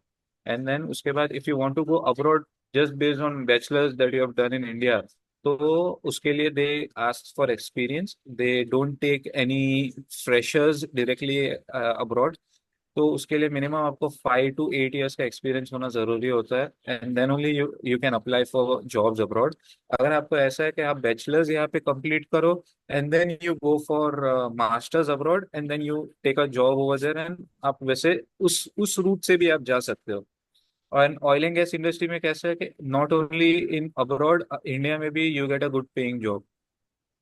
Starting salary in oil and gas industry for process engineers is 5 to 5.5 lakhs। Masters and bachelors के अंदर खाली 50,000 या 1 लाख का डिफरेंस होता है, उससे ज्यादा कोई डिफरेंस नहीं होता है। से फॉर एग्जांपल अगर बैचलर्स किया है आपने तो आपको 5 लाख का ऑफर आएगा, तो बैचलर्स को 5.5 या 6 lakhs का ऑफर आएगा। उससे ज्यादा दोनों को दोनों के अंदर ज्यादा कोई डिफरेंस होता नहीं है। और यही अब मैंने रही जैसे आप, बात, हाँ, ये मैंने चीज़ आपको बताया, लाइक कि आप मास्टर्स करोगे तो उसकी फीस ज़्यादा रहती है। तो अगर आपको जॉब मिल जाती है तो जॉब के साथ में आप एक फीस का बैकअप कर सकते हो। तो वो आप पार्ट टाइम जॉब मास्टर्स कर लो और जॉब साथ में करते रहो। तो डिफरेंस तो ज़्यादा है ही नहीं, जैसा नोएम भाई ने बताया। तो उससे बेटर है कि आप जॉब ही पहले करो, बाद में मास्टर्स करो। आपको लोगों को अगर लग रहा होगा कि मैं ऐसे बस खाली मेकअप कर रहा हूँ, मैं एक रफ फिगर्स बता रहा हूँ, मैं ये एक्चुअल फिगर्स बता रहा हूँ जो जब आप पास आउट होते हो तो हम लोग के टाइम पे मार्केट रेट के अंदर, जब मैं पढ़ रहा था तब मार्केट रेट के अंदर it was about 4.5 lakhs for freshers, bachelors के फ्रेशर्स को, और मास्टर्स को 5 lakhs मिलता था। अभी 5.5 और 5 lakhs मिलता है। तो ये डिफरेंस होता है, खाली थोड़ा ज्यादा ही फर्क होता है। 50,000 या 1 लाख के अंदर ज्यादा कोई फर्क नहीं होता है। अब रही बात ऑयल एंड गैस इंडस्ट्री के अंदर, oil and gas industry Mumbai के अंदर, अगर जैसे मैंने 7 कंपनीज बताई, ये तो जो मैंने मेजर कंपनीज बताई, बड़ी बड़ी जो कंपनीज बताई है वो है। इससे ज्यादा भी there are many many other companies जो ऑयल एंड गैस के लिए लोगों को लेती है। अब अगर मैकेनिकल इंजीनियरिंग पर से के हिसाब से हम अगर बात करें तो मैकेनिकल इंजीनियरिंग के अंदर, ऑयल एंड गैस इंडस्ट्री के अंदर there are 4 to 5 sectors that you can enter. अब मैकेनिकल इंजीनियर, अब ब्रॉडली कहने के लिए मैकेनिकल इंजीनियरिंग है, बट मैकेनिकल इंजीनियरिंग के अंदर डिफरेंट डिफरेंट डिपार्टमेंट होता है। एक सबसे पहला डिपार्टमेंट आप ये पकड़ो कि वो स्टैटिक इक्विपमेंट्स का डिपार्टमेंट होता है। जैसे अगर आप स्टोरेज टैंक बनाना है या कोई भी एक स्ट्रक्चर बनाना है जो मूवेबल नहीं है, जैसे बिल्डिंग हो गई वो मूवेबल नहीं है, वैसे ही होता है स्टोरेज टैंक, वो मूवेबल नहीं होता, वो एक की बाजू होता है। वैसे बड़े बड़े इक्विपमेंट्स जो होते हैं, प्रेशर वेसल जिसको बोलते हैं, तो उसका एक अलग सेक्शन होता है जिसको बोलते हैं हम स्टैटिक इक्विपमेंट्स। अब दूसरा होता है रोटेटिंग इक्विपमेंट्स। रोटेटिंग इक्विपमेंट्स के अंदर कैसा होता है कि उसके अंदर पंप्स आ गए, कंप्रेसर्स आ गए, जो एजिटेटर्स आ गए, मूविंग पार्ट्स होती है उसके अंदर, मोटर जिससे मूव होता है। वो एक बाजू आप रख सकते हैं बट वो मूवेबल होता है, वो अपने या तो रोटेशन करता है या कुछ ऐसा मूविंग पार्ट्स होते हैं उसके अंदर, तो उसको हम बोलते हैं रोटेटिंग इक्विपमेंट्स। अभी थर्ड सेक्शन होता है, उसको हम बोलते हैं HVAC सिस्टम, जिसको बोलते हैं हीटिंग वेंटिलेशन एंड कूलिंग। तो ये समझ लो एसी, जो इंडस्ट्रीज के अंदर जो कूलिंग रिक्वायरमेंट होती है या फ्रेश एयर की रिक्वायरमेंट होती है, जैसे फार्मा इंडस्ट्री अगर आप ले लोगे तो उसके अंदर पूरा जो भी सिस्टम होता है वो HVAC सिस्टम होता है। देर आर प्रेशर रूम्स होते हैं जिसके अंदर कंटेमिनेशन ना फैले उसके लिए वो HVAC सिस्टम बहुत रिलायबल होता है उसके लिए। तो वो ये थर्ड सेक्शन मैंने बताया। अभी फोर्थ सेक्शन होता है पाइपिंग। अभी मैकेनिकल इंजीनियरिंग अगर आप कर रहे हो तो आपको कॉलेजेस के अंदर पाइपिंग एज सच सिखाया नहीं जाता, बट उसके थोड़े बेसिक्स होते हैं, जैसे सॉम हो गया, टॉम हो गया, स्ट्रेंथ ऑफ मटेरियल, और बाकी डिफरेंट चीजें होती है, मटेरियल होती है, अपना मटेरियल ऑफ कंस्ट्रक्शंस के बारे में बताया जाता है, steel, mild steel, carbon steel, stainless steel, अपना अलॉय स्टील, अलग अलग स्टील्स होते हैं, तो उसके बारे में आपको बताया जाता है उसके अंदर। तो piping is also one industry that I have, मैंने देखा नहीं है बहुत सारे अपने जो वुमन है या चिलिया लोग है जो उसके अंदर है, but it is a very big industry. अगर आपने समझ लो थोड़ा 5 साल का एक्सपीरियंस ले लिया and you start your own company, तो आप छोटी मोटी कंपनीज के अंदर पूरा पाइपिंग रिप्लेसमेंट या ब्राउन फील्ड प्रोजेक्ट्स कर सकते हो। तो अगर आपको जॉब अपना बिजनेस अपॉर्चुनिटी के हिसाब से भी अगर देखना है तो you can take up that as well. तो ये 4 इंडस्ट्रीज तो मैंने ब्रॉडली इसको डिफाइन कर दिया है कि ये 4 industry oil and gas sector में होती है। अगर आप ऑयल एंड गैस सेक्टर के अंदर एंट्री होना चाहते हैं तो और कुछ नहीं है कि आप अगर बैचलर्स कर रहे हो तो you sit in your college campus, आप उसमें अच्छे से तैयारी करिए। जब आप फोर्थ ईयर के अंदर आते हैं, लास्ट ईयर के अंदर आ जाते हैं, तो उस टाइम पे आप सीधा प्रिपरेशन चालू करिए जॉब के लिए। अब जॉब के लिए कैसा होता है, 3 स्टेजेस होते हैं। पहला स्टेज ये होता है कि you sit for aptitude test. अभी एप्टीट्यूड के अंदर इंग्लिश एप्टीट्यूड भी होता है और तुम्हारा टेक्निकल एप्टीट्यूड भी होता है। तो you have to clear that. अगर आप क्लियर ही नहीं करोगे तो आप आगे नहीं जा पाओगे। अभी मेरे पे कैसा था कि मेरी क्लास में देयर वर 75 पीपल, 75 में से somewhere around 40 people wanted to go outside. 40 में से जो 35 या 30 के आसपास जो स्टूडेंट्स थे वो सब बैठते तो थे बट वो क्लियर नहीं हो पाते थे। क्यों? क्योंकि they did not prepare for that aptitude test. वो ऐसे ही बैठते थे और सोचते थे कि हो जाएगा, जो कि नहीं है। मेरा भी नहीं होता अगर मैं गेट के लिए प्रिपेयर नहीं किया होता। मैं गेट के लिए प्रिपेयर करता था, उसके लिए मुझे सारे वो एप्टीट्यूड के क्वेश्चंस आसान लगते थे and I used to clear them as well. तो पहला स्टेज है आपको एप्टीट्यूड क्लियर करना है। उसके बाद होता है ग्रुप डिस्कशन। ग्रुप डिस्कशन के अंदर आपको वो गेज करते हैं कि आपको कितना, आप बात कर सकते हो, आप अपने पॉइंट्स को रख सकते हो, how can you think properly, आप अपनी पॉइंट्स को कैसे पुट पुट करते हो अक्रॉस योर टीम मेंबर्स, और आपका डिस्कशन कैसा होता है, are you able to talk your points, आप मेन मेन पॉइंट्स को बता सकते हो। तो ये ग्रुप डिस्कशन में होता है। थर्ड स्टेज होता है कि once you clear both the stages, aptitude clear किया, ग्रुप डिस्कशंस में आपको अच्छा उन लोगों ने सिलेक्ट किया, and then you go for personal interviews, one on one interview. तो आपको टेक्निकल इंटरव्यू होता है, उसके अंदर सारा जो जो आपने पढ़ा है कॉलेज के अंदर उसके बारे में बात होती है, एंड आपके प्रोजेक्ट के बारे में बात होती है, अगर आपको लास्ट ईयर के कोई प्रोजेक्ट्स में आप कुछ प्रोजेक्ट कर रहे हो, एंड उसके बेस पे देन दे सिलेक्ट यू कि आप, आपको आपका टेक्निकल नॉलेज भी अच्छा है, आपका एप्टीट्यूड मतलब आपका कम्युनिकेशन भी अच्छा है, आपका ओवरऑल आप अच्छे हो, उसके लिए आपको then they select, they offer you, and then offer letter आता है। But this is subject to all that you get good grades in your engineering. तो आपको ये मेंटेन भी करना है कि आपका जो ग्रेड है वो 8 CGPA या 8 SGPA के आसपास हो, उससे कम ना हो, या अगर उससे कम भी है तो 7.5 के ऊपर ही हो, उससे कम ना हो, वरना चांसेस थोड़े कम हो जाते हैं। बड़ी कंपनीज सबसे पहले जब वो शॉर्टलिस्ट करती है सीवीज को, तो वो सीधा यही पूछती है कि अपना CGPA हमको 8 के नीचे नहीं चाहिए। हमारी कंपनी में HUL आई थी, हिंदुस्तान यूनिलीवर, मेरा CGPA at that time was somewhere around 8, उनको चाहिए था 9 के ऊपर या 9। उनका थ्रेशोल्ड यही था कि 9 के नीचे होगा तो we won't consider that student for placement. तो उधर ही शॉर्टलिस्ट किया ही नहीं, उन्होंने प्रोजेक्ट देखा नहीं, उन्होंने ना पूछा कि क्या है कैसा है, उन्होंने सीधा उधर ही शॉर्टलिस्ट किया, 9 CGPA के नीचे वाले हमें चाहिए ही नहीं। लिटरली क्लास के अंदर 20-30 जो बैठे थे उनके अंदर खाली 2-3 लोगों को सिलेक्ट किया, एंड दैट टू लेडीज, जो गर्ल्स होती है उनको सिलेक्ट किया था। क्यों? क्योंकि उनका एक परसेंटेज होता है जो उनको वर्क फोर्स के अंदर रखना होता है कि we have to maintain diversity in our company. तो ऐसा होता है। तो अगर आपको ऑयल एंड गैस इंडस्ट्री में भी जाना है and you are a mechanical engineer, you can get into piping. Piping के अंदर इतना इश्यूज है कि हम लोग को रिसोर्सेज नहीं मिलते, एक्सपीरियंस पीपल नहीं मिलते आसानी से। और जो फिर वो तीन थर्ड पार्टी की तरफ जाते हो, उससे बेटर है कि आप भी हाँ, डायरेक्ट चले जाओ। आप अब अगर अगर आपने पाइपिंग का पूरा कोर्स, अगर आप कोर्स भी करना चाहते हो तो आप कर सकते हो, वो एक अच्छा इन्वेस्टमेंट होगा। अगर आप मैकेनिकल इंजीनियरिंग के बाद भी 6 साल या 1 साल, अरे 6 महीने या 1 साल का कोर्स अगर होता है पाइपिंग का कहीं पे, जैसे सुविद्या इंस्टीट्यूट है, अगर Adnan you can show the screen, मतलब आप क्रोम ओपन करके सुविद्या दिखा सकते हो हाँ, तो। मैं शो करता हूँ। तो वो एक इंस्टीट्यूट है जो पाइपिंग के कोर्स को सिखाती है। वैसे ही 2-3 ऐसी कंपनीज है जो अच्छी मतलब रेप्यूटेड कंपनीज है जो प्लेसमेंट भी प्रोवाइड करती है after you do the complete your piping course from there. तो अगर आपने पाइपिंग किया है तो आपका डेली काम क्या होगा वो मैं वो भी बता देता हूँ। पाइपिंग के अंदर कैसा होता है कि एक अगर आपको प्लांट बनाना है, जैसे अगर आपको कोई सिविल का कंस्ट्रक्शन करना है तो आप क्या करते हो, आप प्लान देखते हो, आप देखते हो कि फाउंडेशन कहाँ पे होगा, बिल्डिंग कितने माले की होगी, हर बिल्डिंग का हाइट कितना होगा, ऑल दोज थिंग्स देखनी पड़ती है। बिल्डिंग का काम यही होता है कि वो प्लॉट प्लान बनना है, मतलब पूरा एक इंडस्ट्री का प्लॉट होता है। ये देखिए, अगर ये आपको अगर स्क्रीन दिख रहा है, अदनान ने सुविद्या इंस्टीट्यूट ऑफ टेक्नोलॉजी बताया है। They are a company which do, जैसे मैंने अभी स्टार्टिंग में बताया था, ऑटोकैड की ट्रेनिंग भी देते हैं। अगर आपको से फॉर एग्जांपल आपको इंजीनियरिंग नहीं करनी है, आपको मोटा मोटी, जैसे हमारे हुफ्फाज है जो मदरसे से निकलते हैं, बट उनके पास ऐसा होता है कि उन्होंने 12th तो की होती है बट उनके पास ज्यादा फाइनेंशियल कभी रिसोर्सेज नहीं होती, या उम्र हो जाती है कि वो बोलते हैं कि अभी हमको पढ़ने का इन्वेस्टमेंट करना या टाइम इन्वेस्ट करना थोड़ा मुश्किल होता है, तो they can take up AutoCAD training, they can take up SP3D, 3D का जो टूल होता है, तो वो भी उसके भी they can take up training. And उससे क्या होगा कि they can get into companies like which are working for oil and gas industries.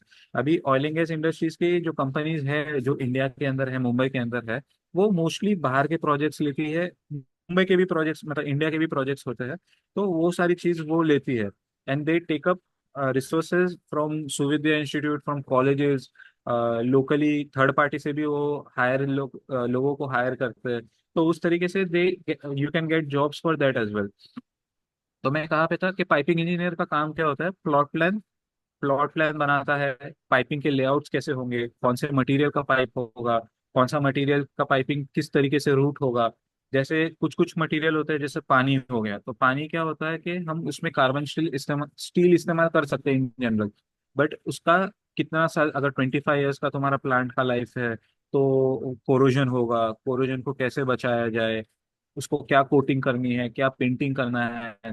तो उस सारा तरीके का जो भी डिसीजंस होते हैं, जो भी डॉक्यूमेंटेशन होता है, वो सारा पाइपिंग इंजीनियर्स बनाते हैं उसको। पाइपिंग इंजीनियर्स उसका स्ट्रेस एनालिसिस भी करते हैं कि अगर कोई फोर्स से पानी जा रहा है तो वाइब्रेट कितना करेगा पाइप, तो उसको कितना हमको सपोर्ट देना पड़ेगा, नट बोल्ट कितने लगाने पड़ेंगे। तो मैं आपको एक जनरल आपको एक पाइपिंग लेआउट में बताता हूँ। अगर मैं स्क्रीन शेयर तो नहीं कर सकता, बट अगर मैं कर सकता था तो मैं बताता आपको कि जनरल लेआउट कैसे दिखता है, पाइपिंग इंजीनियर्स क्या क्या काम करते हैं। तो उससे आपको एक ब्रॉड आइडिया मिल जाती है कि पाइपिंग इंजीनियर पाइपिंग लेआउट, हाँ पाइपिंग लेआउट दिखा दीजिए, इमेजेस। ये जो 3D में दिख रहा है इंडिया मार्ट पे जो बनाया उन्होंने, हाँ ये नीचे एवरी इंजीनियरिंग करके जो है वो SP3D या किसी पे बनाया हुआ है। पाइपिंग लेआउट पे जाओ अदना, हाँ मैंने देखा था ये वाला। बाजू वाला। हाँ ये ये वाला। ग्रीन, हाँ। ये जो इन्होंने बनाया है, ये पूरे प्लांट का ऐसे लेआउट बनता है, 3D लेआउट बनता है। और ये बनाने वाले जो होते हैं वो कैड डिजाइनर्स होते हैं, जिनको 3D का नॉलेज होता है। एंड इंजीनियर्स के साथ साथ ये बैठते हैं, ये पूरा लेआउट देखते हैं, अगर कोई क्लैशेस है तो क्लैशेस को रिजॉल्व करते हैं, एंड इसका पूरा 3D बनाते हैं, प्लांट का पूरा 3D बनता है। और इस पर फिर बाद में स्ट्रेस एनालिसिस भी होता है कि कहीं पे ब्रस्ट हो रहा है कि नहीं राइट, हो रहा है कि क्या राइट। है, ये पूरा एक जनरल प्लांट भी बन जाता है इन शॉर्ट एक। तो इस तरीके से होता है। तो ये आपको, आप ऐसा सोचेंगे कि मुझे ऐसा सब करना है, तो इसके लिए आपको वो स्किल्स भी डेवलप करनी होगी। अभी जैसे अदनान ने बताया था सॉफ्टवेयर के बारे में बताया था, अभी कुछ कुछ सॉफ्टवेयर कैसे होते हैं कि वो कॉस्टली होते हैं, वो लाइसेंस उसका बहुत महंगा होता है। तो हम उन सॉफ्टवेयर पे कभी आ ही नहीं पाते, क्योंकि हम सोचते हैं कि ओके ये हम कर ही नहीं पाएंगे। तो there is always a route out. अभी कैसा होता है, ऑटो कैड अगर आपको सीखना है, आपको कॉलेजेस में इतना डिटेल में नहीं बताते हैं। कॉलेजेस के अंदर कितना होता है, जो प्रैक्टिकल होता है वो होता है, बट उसके अंदर भी सारे स्टेप्स लिखे हुए होते हैं। तो आप बस खाली वो टाइम के अंदर आपको सारी असाइनमेंट कंप्लीट करने होते हैं, ये कंप्लीट करने होते हैं, तो आप इतना ध्यान नहीं देते। बट अगर आपको सीखना है तो आपको ऑटो कैड चाहिए होता है। ऑटो कैड कैसा है कि वो स्टूडेंट के लिए 3 साल के लिए they give it for free. मतलब स्टूडेंट वर्जन होता है उसका, जो आप डाउनलोड कर सकते हो, और आपका एक ईमेल आईडी बना के आप उसको लॉग इन करके you can access AutoCAD and you can learn auto. तो अगर आपको सीखना है तो आप यूट्यूब पे वीडियोस देखो एंड हैंड्स ऑन एक्सपीरियंस करो। जब तक आप हैंड्स ऑन नहीं करोगे, hands on in the sense आप खुद से प्रैक्टिस नहीं करोगे, you won't be able to learn anything. अगर आपके आपने समझो आपने जॉब में हो, आप मैकेनिकल इंजीनियरिंग के जॉब में हो, बट आपको सॉफ्टवेयर में इतना एक्सपोजर नहीं मिला है, तो there is one more website जहाँ से आप सॉफ्टवेयर को डाउनलोड कर सकते हो, पायरेटेड सॉफ्टवेयर जो होते हैं, क्रैक्ड सॉफ्टवेयर होते हैं। इट इज नॉट एथिकल, अगर आपकी कंपनी है तो it is not ethical to do that on a large scale, but individual level पे आप कर सकते हो ये। Adnan, can you show, can you type in get into PC. Into my PC. Okay. तो इसके अंदर गेट इनटू पीसी एक ऐसा अपना ये है, क्या बोलते हैं, सॉफ्ट अरे वेबसाइट है, जहाँ पे यू कैन हैव एनी, मतलब लेटेस्ट जो भी सॉफ्टवेयर होते हैं उसका आपको क्रैक वर्जन मिल जाता है। तो उससे आप, हाँ गेट इनटू पीसी, हाँ वही फर्स्ट यहाँ लिंक पर इधर सर्च टाइप पे आप करो कुछ क्लिक। भी। हाँ ये थोड़ा पॉपअप आता रहता है, तो आप अगर एड ब्लॉकर लगा दोगे तो वो अपने आप से चले जाता है। जस्ट टाइप वो इन, थोड़ा ये होगा, 1 सेकेंड। हाँ साइड में होगा बंद, हाँ यहाँ पे वो वो आगे नहीं आते है। रहेगा, जब तक एड ब्लॉकर नहीं होगा तब तक ये आता है। तो आप अगर आपको लेटेस्ट जो भी सॉफ्टवेयर, जैसे एसपेन हो गया, केमिकल इंजीनियर्स को एसपेन और यूनिसिम लगता है। फिर अगर आप मैकेनिकल इंजीनियर में आप स्ट्रक्चर या पाइपिंग के अंदर हो तो आपको SP3D लगेगा, E3D लगेगा, बेंटली लग सकता है, यूनिसिम, यूनिफ्लेयर। फिर अलग अलग पाइपिंग के सीजर करके एक सॉफ्टवेयर है, CAESAR सीजर, जो पाइपिंग स्ट्रेस एनालिसिस में काम आता है। तो ऑल दो सॉफ्टवेयर आपको ये गेट इनटू पीसी पे मिल जाएंगे। आप यूट्यूब के वीडियोस देखो और हैंड्स ऑन करने की कोशिश करो, तो आपको सॉफ्टवेयर की नॉलेज भी रहनी जरूरी होगी। अगर आप और सोचेंगे कि ये खाली, ऐसे बहुत सारे सॉफ्टवेयर है, और वो रिक्वायरमेंट आपको मैंने जिस तरह बताया कि आप कंपनीज की वेबसाइट में जाओगे, उनका जो रिक्वायरमेंट है वो वहाँ पे आपको दिख जाएगा कि उनके कौन से सॉफ्टवेयर की रिक्वायरमेंट है। वही सॉफ्टवेयर आप लर्न कर सकते हो। ऐसा नहीं है कि सभी सॉफ्टवेयर सीखना है। आपका जो पहले इंटरेस्ट है वो देखो, और फिर वो कंपनी का क्या रिक्वायरमेंट है वो इंटरेस्ट के बेस पे सॉफ्टवेयर और का, वो आप देखो। राइट, और जो जो बाहर बाहर जाने का इतना सोच रहा है, मैं उनको बस खाली एक एग्जांपल दे देता हूँ कि मैं अभी जो कंपनी में काम कर रहा हूँ उसके अंदर एक फ्रीलांसर है, या आप बोल सकते हो एक पार्ट टाइम कंसल्टेंट है जो नॉर्वे से काम करते हैं। एंड ये जो जो मैं बता रहा हूँ नॉर्वे से जो काम करते हैं वो सेम गाय थे जो मेरे कॉलेज से पास आउट था। आई डेंट नो दैट। जब मैंने उनसे बात की तभी जाके मुझे पता चला कि वो he was a pass out from my college only. और उन्होंने खाली बैचलर्स किया है। उन्होंने बैचलर्स किया, उन्होंने 10 साल, 10 से 15 साल यहाँ पे इंडिया में काम किया। 15 साल नहीं, 10 साल ही काम किया इंडिया में। And now he is in Norway. Aker करके एक कंपनी है, एकर सोल्यूशंस करके, Aker gas, power gas. And he is there. he didn't do anything. He didn't do masters. He didn't do any other MBA or anything. He's purely a chemical engineer, process engineer, oil and gas, working in oil and gas industry. He worked in India for about 10 years, and then he applied for abroad, like in his own company. Aker के अंदर उन्होंने apply किया, and he got that opportunity, and he's working in Norway now. अभी he is working in Norway, but eventually उन्होंने सोचा है कि he has to get back, he wants to get back into India. तो he is, that is the reason he is looking for other opportunities as well in well with in India. तो ऐसा नहीं है कि खाली abroad जाके आपका जो है अपॉर्चुनिटीज मिलेगी नहीं मिलेगी। अभी कैसा होता है कनाडा के अंदर, मेरे बहुत सारे क्लासमेट्स थे जो गए थे, उनको जॉब मिलने में इतना मुश्किल था कि they had to struggle literally over there. पहले तो आप घर से दूर हो, वेदर उधर का थोड़ा अजीब होता है, रिमोट लोकेशन पे जॉब होते हैं, एंड मिलता है नहीं मिलता है ऐसा भी होता है। एंड देन वहाँ पे भी जो प्राइजेस है वो सारे बढ़ रहे हैं। तो इट इज बेटर, इंडिया में भी देर आर मेनी अपॉर्चुनिटीज। आपको बस खाली थोड़ी मेहनत करनी पड़ेगी यहाँ पे। और थोड़ा अगर आप समझो कि आप डायरेक्टली बाहर नहीं जाना चाहते हो, इंडिया में यू कैन स्टिल वर्क। थोड़े 5 साल 8 साल काम करिए, मिडिल ईस्ट में ट्राई करिए। मिडिल ईस्ट में आपको अच्छी अपॉर्चुनिटीज मिलती है। अगर आपको सैलरी हाइक चाहिए तो आप मिडिल ईस्ट में भी अप्लाई कर सकते हैं। अभी मेरी मेरी पुरानी कंपनी के अंदर एक सर थे, he work for that particular, मतलब टाटा कंसल्टिंग इंजीनियर्स के अंदर he work for around 20 years as a what is research associate. he worked over there research associate से, देन वो प्रेसिडेंट या वाइस प्रेसिडेंट या उससे थोड़े कम पोजीशन पे आए थे। And now he is working in Saibik.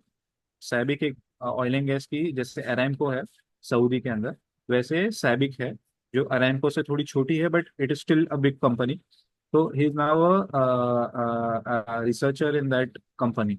तो उन्होंने 20 साल के बाद वो शिफ्ट किया। तो ऐसा नहीं है कि आपको अपॉर्चुनिटीज नहीं मिलती है, आपको उतना एक्सपीरियंस होना जरूरी है। अगर अपना स्क्रीन शेयर कर सकता था तो मैं बताता था। There are 150 to 200 standards downloaded in my folder, जिसको मुझे सभी के सभी तो नहीं, बट उसमें से कुछ मुझे रेगुलरली मुझे रेफर करने होते हैं अपने प्रोजेक्ट्स के लिए। तो आपको स्टैंडर्ड से भी अप टू डेट होना पड़ेगा। थोड़े बहुत स्टैंडर्ड्स में आप जब एक एक बार थोड़ा ज्यादा काम करना चालू करोगे तो you will get to know कि हाँ ये स्टैंडर्ड ये डॉक्यूमेंट में है, तो मुझे ये डॉक्यूमेंट रेफर करना है। तो उस तरीके से there are many document, many folder. अभी साउथ अफ्रीका के अंदर या Africa in general, there are many contractors who install storage tanks, जो फैब्रिकेट करते हैं, इंडिया में फैब्रिकेट करते हैं या दुबई से मटेरियल लेते हैं, and they fabricate it and deliver in Africa. तो ऐसे भी है जो $1 million कंपनीज भी चलाते हो। तो you first have to gain experience, उसके बाद ही आप कुछ नया कर सकते हैं। तो ये एक मेथड था जो नोएम भाई ने बताया, बट अगर अगर आप। अगर आपको ज्यादा ऑयल एंड गैस के बारे में जानना है तो यू कैन, मैं क्योंकि प्रोसेस इंजीनियर हूँ, केमिकल इंजीनियर हूँ, थोड़ा बहुत मैकेनिकल इंजीनियरिंग के साथ भी मेरा इंटरफेस होता है। पाइपिंग और बाकी सारे जो इक्विपमेंट्स के काम करते हैं, तो उसके साथ भी मेरा थोड़ा बहुत इंटरेक्शन होता है। उसके लिए मैं थोड़ा बहुत मैकेनिकल इंजीनियरिंग के बारे में भी बता सकता हूँ। बट आपको अगर डिटेल में, मैं क्योंकि खाली ऑयल एंड गैस इंडस्ट्री का बता पाऊंगा, तो आपको अगर ऑयल एंड गैस इंडस्ट्री के बारे में अगर मुझे ज़्यादा जानना है तो आप मौलाना तौफीक के पास से भी मेरा कॉन्टैक्ट नंबर ले सकते हैं, या मुझे मैसेज, या एक दूसरा we can have a session purely on oil and gas. इससे पहले भी आई थिंक एनर्जी के ऊपर हमने एक लिया था, ग्रीन रिन्यूएबल एनर्जी के ऊपर। हम एक दूसरा ऑयल एंड गैस के ऊपर भी ले सकते हैं। अगर लोगों को चाहिए तो। और और अगर नहीं भी है, मैकेनिकल से अगर तो मैं ही हूँ ऑयल एंड गैस में, तो आप मुझे राइट, भी कांटेक्ट कर सकते हो, तो मैं। अदनान से भी कांटेक्ट करिए वन ऑन वन, या अगर डिटेल में थोड़ा जानना है। और Adnan, I leave the platform to you, या अगर किसी को और कोई क्वेश्चन होगा तो मुझे पूछो, हाँ। तो मैं बता सकता हूँ आपको। नहीं भाई, एक क्वेश्चन था मेरा। हाँ। मैम भाई, हाँ बोलो ना। एक क्वेश्चन है कि अपने बहुत सारे वुमन जो है, वुमन हाँ बच्चे, जो कोई किसी ने 10 पर एसएससी कंप्लीट किया है, किसी ने 8 कंप्लीट बरोबर किया है, और बरोबर वो लोग समझो कि 3-4 साल से अपने स्टील वगैरह के कारखाने में काम करते हैं, बराबर। अब उनके पास, बरोबर। किसी के पास 1 साल का, किसी के पास 2 साल का कारखाने का एक्सपीरियंस है, तो वो लोग इस फील्ड में मतलब कि कोई शॉर्ट टर्म वगैरह कोर्स करके कैसे आगे आ सकते हैं? और वो शॉर्ट टर्म कोर्स करते भी है, तो फिर उनका फॉर एग्जाम्पल अभी 3 साल का एक्सपीरियंस के बाद उनको अभी फॉर एग्जाम्पल 20,000 सैलरी मिलती है। अगर वो कोर्स कर लेता है तो उसका फर्स्ट सैलरी कितना होगा? या है कि कोई अभी फ्रेशर है, फॉर एग्जाम्पल कोई बरोबर आलिम है, फ्रेशर है, वो बरोबर डायरेक्ट इसमें बरोबर कोर्स करके इसमें एंट्री करता है, तो उसका मतलब बरोबर। कि फर्स्ट सैलरी सैलरी लेवल कितना होगा, और कहाँ तक वो अभी पहुंच सकता है सैलरी में? थोड़ा जो इनिशियल का जो थोड़ा सैलरी होता है वो थोड़ा कम होता है। और वो से फॉर एग्जांपल आपको महीने के 20,000 या 50,000 मिलेंगे, बरोबर। तो वो थोड़ा ये कम है, मतलब वो कि बहुत बहुत। हाँ, ये ये फ्रेशर स्टार्टिंग की बात सैलरी कर रहा की हूँ। बात कर रहे हो तो इसकी बात कर रहे हो? स्टार्टिंग की बात कर रहा हूँ मैं। अगर उसने आईटीआई किया, आईटीआई करने के बाद उसने ऑटो कैड मतलब ऑटो कैड किया, या कोई भी 3D का कोई भी सॉफ्टवेयर इस्तेमाल किया, एंड देन उसके बाद उसने कंपनी के अंदर जॉब लगाई और उसको कंपनी में जॉब मिली। वो पहले समझो 1 साल उसको 15,000 से 20,000 के बीच में सैलरी रहेगी। और थोड़ा, ये तो मैंने थोड़ा कंजर्वेटिव बोल दिया, या उससे थोड़ा 10 to 20,000 पकड़ लो, उसके बीच के अंदर उसकी सैलरी होगी। एंड एक बार उसको एक्सपीरियंस आने लगा ही, और कैसा होता है कि जब आप ड्राफ्ट्समैन बनते हो तो आपकी सैलरी हर साल इंक्रीज नहीं होती, क्योंकि आप मोस्टली एज अ कंसल्टेंट होते हो, परमानेंट एम्प्लॉय नहीं होते हो। तो ऐसा होता है कि वो उसमें आपको सैलरी इंक्रीज नहीं मिलती है। बट सैलरी इंक्रीज कब होती है? जब आप जॉब स्विच करते हो। तो उसके लिए अगर हम इंडस्ट्रीज में भी अगर देखते हैं ना, तो इंजीनियर से ज्यादा ड्राफ्ट्समैन चेंज होते हैं। वो क्या करते हैं कि उनको, क्योंकि सैलरी इंक्रीज करने का यही एक ऑप्शन होता है कि वो 1-2 साल काम करते हैं, दूसरी बाजू उनके कॉन्टेक्ट्स के थ्रू दूसरी बाजू जॉब के लिए इंटरव्यू शेड्यूल करवाते हैं, दूसरी बाजू शिफ्ट करते हैं, then they get 10 to 20% rise. तो ऐसा है कि अभी जो मेरे साथ एक ड्राफ्ट्समैन है, मुस्लिम है, he had done only ITI, and right now he is getting somewhere around 3.5 to 4.5, 3.5 का उसको सैलरी है अभी, LPA पर ईयर। और मौलाना, इसके साथ में ऐसा है कि अगर वो परमानेंट एम्प्लॉय बन जाता है तो उनको हाँ, तो उनको थोड़ा अदर बेनिफिट्स भी ज़्यादा मिलती बेनिफिट भी है। मिलती है। लाइक ये मेडिकल मैंने इंश्योरेंस वगैरह उनको मिल जाता है, तो बहुत हम्म। ज़्यादा उसमें कवरेज हो जाता है। तो ये भी एक बेनिफिट रहता है ऐसी नो, कंपनीज में काम मेडिकल करने वगैरह तो कैसा, अगर उसको मेडिकल यूज हुआ तो उसको मतलब कि फायदा होगा? अगर फॉर का। एग्जाम्पल वो मेडिकल यूज ही नहीं हो रहा है उसका, नहीं, तो यानी उसका। अगर वो बीमार होता है तो दूसरी कंपनीज में खुद के पैसे ही जा रहे हैं उसके एंड से, यहाँ अभी पे कैसे उसके होता नहीं है, जाएंगे। तो मोना तौफिक कैसा होता है कि हमको, अगर आप परमानेंट एम्प्लॉय बनते हो तो साल की समवेयर अराउंड 30 to 33 लीव्स मिलती है, पेड लीव्स, राइट। बराबर। जी और जी। अगर वो कंसल्टेंट है, अगर he is on a day to day basis, तो उसको अगर वो छुट्टी जितनी करेगा उतना उसका सैलरी कट होता है। बट अगर वो परमानेंट एम्प्लॉय बनता है बराबर। तो उसको लीव बेनिफिट्स मिलती है, उसको सैटरडेज को कभी कभी नहीं आना पड़ता है, 5 डे वर्क वीक होता है, या अगर 5 डे भी नहीं होता, 6 डे वर्क वीक होता है। वो तो नॉर्मली अगर वो कंसल्टेंट भी है तो उसको 6 डे वर्क वीक या 5 डे वर्क वीक होगा।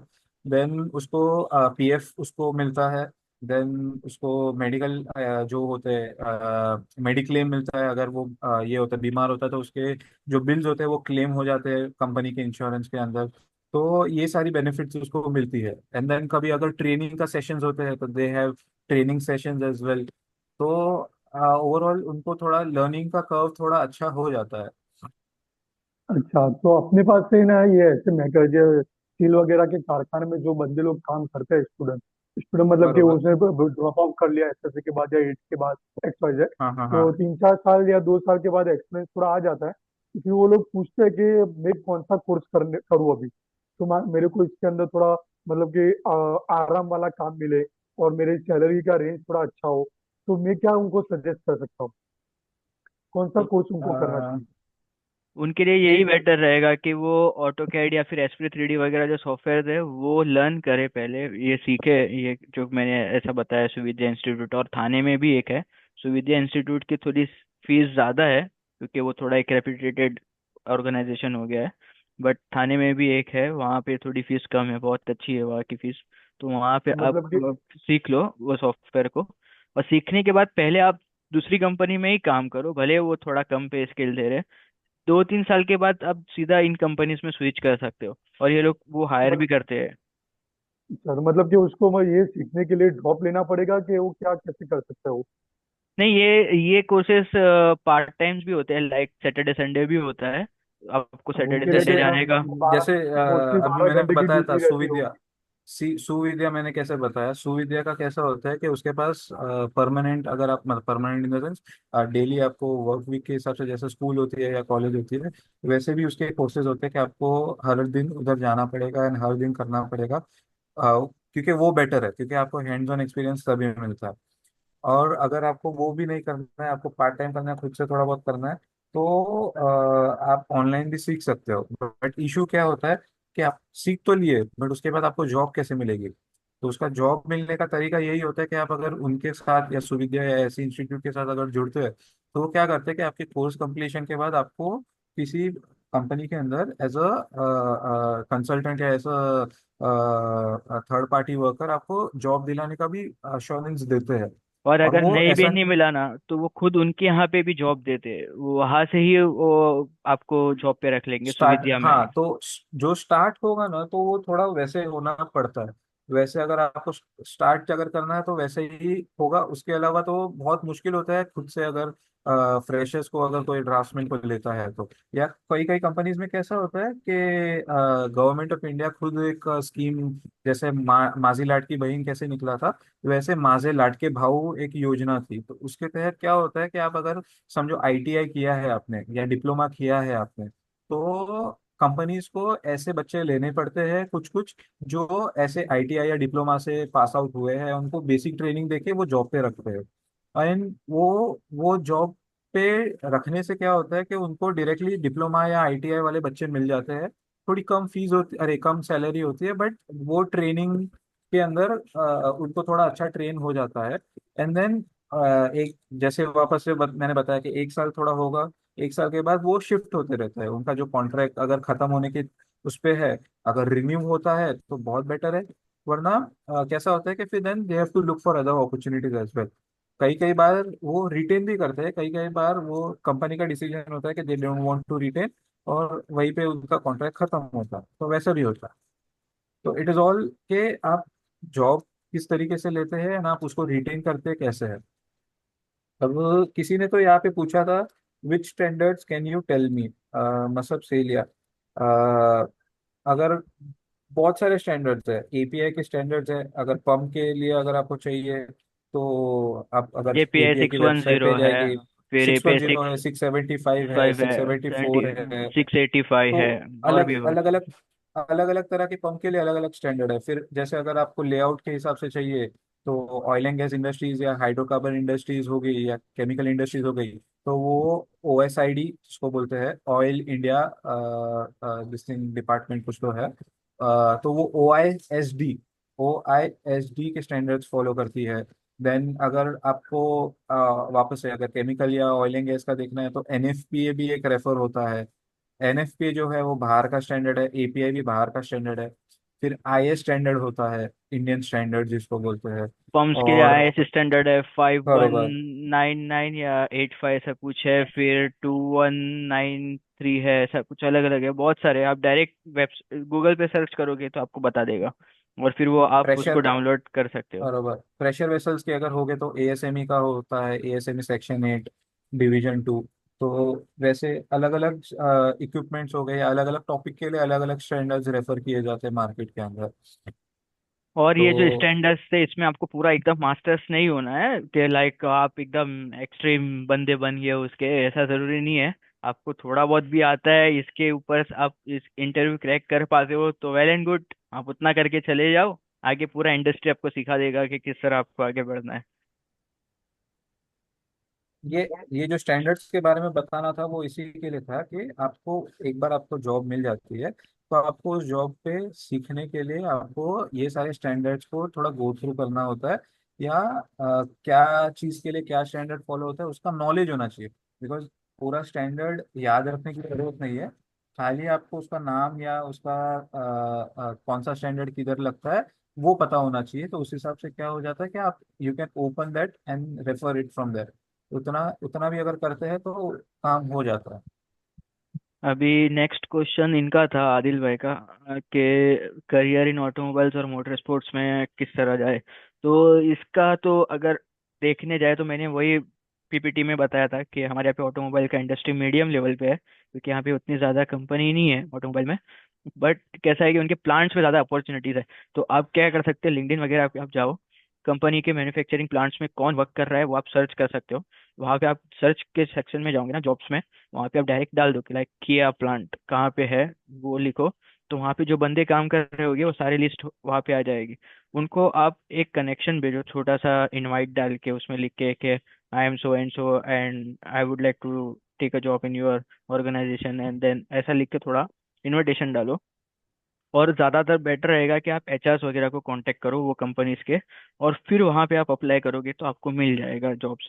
और दूसरी चीज़ ये है कि लिंक्डइन पे आप थोड़ा कनेक्शन बढ़ाना चालू करो, आपके इंटरेस्ट के हिसाब से। ऐसा नहीं है कि किसी को भी आप बस कनेक्शन भेज रहे हो और उनको साथ में एक कनेक्शन बना रहे हो।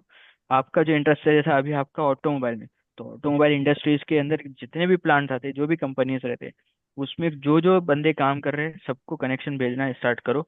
और हो सके तो मोस्टली एचआरस को ही भेजो, क्योंकि वही जॉब दिलाने वाले। ये लोग उतने नहीं दिलाएंगे, वो बिजी रहते हो के दिन काम वगैरह में, और हो सकता है कि वो आपको रिप्लाई भी ना दे।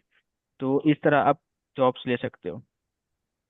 और अगर आपको कुछ ऐसा काम है, जैसा अगर आप कुछ करते हैं या पढ़ रहे हो अभी, तो आप पहले अपने फ्रेंड्स के अंदर, फिर जो आपकी पास आउट्स है, एलुमनाइज है, तो उसका कॉन्टेक्ट हमेशा कॉलेज से ही मिल जाते हैं। तो आप सबसे पहले अपने एलुमनाइज को अप्रोच करिए, उनसे बात करिए। उनसे अगर हो सके तो टीचर्स को बोलिए या प्रोफेसर्स को बोलिए कि एक ऑर्गेनाइज करे, एक मीटिंग ऑर्गेनाइज करे। जो रिसेंट पास आउट्स या जो पुराने वाले थोड़े बहुत है, तो अगर हो सके तो उनसे मुलाकात होगी, बात होगी, तो वो आपको कुछ बता पाएंगे।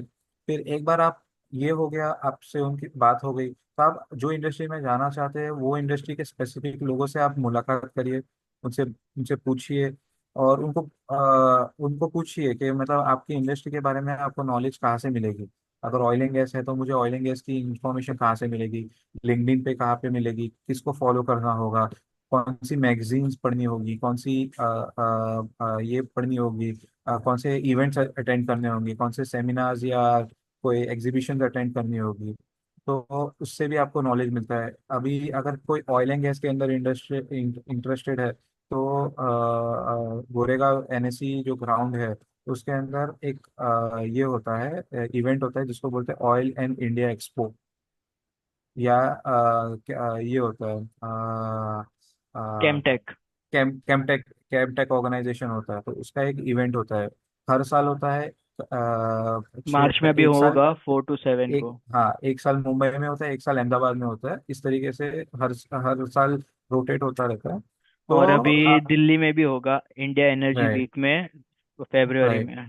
तो तो आप वो वैसे सारे ऑर्गेनाइजेशन, अगर आप, हम हमारा तो गोरेगांव नज़दीक पड़ता है हमको, अगर हम सबर्ब्स में रहते हैं, वेस्टर्न लाइन में रहते हैं, तो हम आके विजिट कर सकते हैं एक दो दिन कॉलेज से या तो आके करिए, या सैटरडे संडेज में भी होता है तो आप उस दिन करिए। तो उससे क्या होता है कि आपको पता चलता है कि इंडस्ट्रीज कौन कौन सी इंडस्ट्रीज ये फील्ड के अंदर है।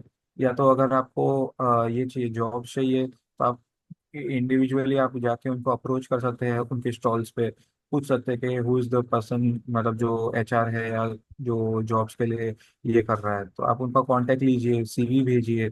उस तरीके से आपको जॉब्स भी मिल सकता है। और सेकेंडली मैं ये भी मेंशन करने चाह रहा था कि लाइक जैसे मैंने स्लाइड में भी मेंशन किया था कि रेफरेंस एक बहुत ही इम्पेक्टफुल टूल है। तो यही चीज़ नईम भाई ने बताया कि आपके पास जो पास आउट रहते हैं उनके साथ में रेफरेंस बिल्डअप करिए, और उनको के थ्रू ही जाने की ज़्यादा कोशिश करिए, तो ज़्यादा बेटर रहेगा कि आपको जल्दी अपॉर्चुनिटी मिलेगी। और अगर अभी आप स्टूडेंट हो, करंटली आप अभी ग्रेजुएट हो रहे हो या होने वाले हो, तो आपको क्या करना है कि आपके इंटरेस्ट के हिसाब से जो अभी फील्ड्स बताई गई, उनका जो रिक्वायरमेंट है वो थोड़ा ग्रो थ्रू करना है, और वो रेज्यूमे में शो करना है। तो ये रेज्यूमे वो लोग मांगेंगे जब कंपनी से आएगी, तो आप दूसरे क्लासमेट से थोड़ा हट के दिखोगे, तो हो सकता है कि आपको ज़्यादा अपॉर्चुनिटी मिल जाएगी। आप हमेशा कैसा रेज्यूमे बनाते हैं कि मैंने ये पास किया, ये मैंने ये किया ये, बट उनका रिक्वायरमेंट कभी वो शो नहीं होता है रेज्यूमे में। तो वो रिक्वायरमेंट जो मैंने बताया, वेबसाइट पे जाके आप सर्च कर सकते हो, उसमें आप जाओ, देखो, समझो, और वो यहाँ पे थोड़ा लिस्ट डाउन करो कि मैंने ये सब चीज़ें गो थ्रू किया हूँ। ऐसा नहीं है कि वो पूरा ही पूछने वाले, इतना भी किए तो वो उनके लिए बहुत ज़्यादा है। तो इस तरह आप स्टार्टिंग ज़्यादा। जब आप स्टार्ट कर रहे होते हैं तब आपको बेसिक कॉलेज के लेवल का वो पूछते हैं कि आपको अपने सब्जेक्ट नॉलेज के बारे में पता है या नहीं पता है। फिर बाद में वो इंडस्ट्री के बारे में पूछते हैं कि आपको इंडस्ट्री के बारे में क्या पता है, कुछ पता है तो बताइए। तो उसमें आप यू कैन टेल, या आप अपने सीवी में भी मेंशन करेंगे तो आपके सीवी में भी वो उठ के आता है, but you have to do that. आपको वो करना पड़ेगा। अगर आपने इंटर्नशिप किया है तो आप इंटर्नशिप में क्या किया आपको डिटेल में वो पूछेंगे, तो आपको पता होना चाहिए। आप खाली इंफॉर्मेशन के लिए नहीं लिखना है आपको, आपको वो आना चाहिए। जो भी आप अपने सीवी में लिख रहे हो वो आपको आना चाहिए। अगर नहीं आता तो it puts a very bad impression कि दिस कैंडिडेट, इसने डाला तो है बट ही नोज नथिंग। तो आप अपने कम्युनिकेशन पे इंप्रूव करिए, आपके टेक्निकल नॉलेज पे इंप्रूव करिए। तो अगर आप ये चीज़ों पे ध्यान देंगे तो आप ओवरऑल आगे बढ़ेंगे।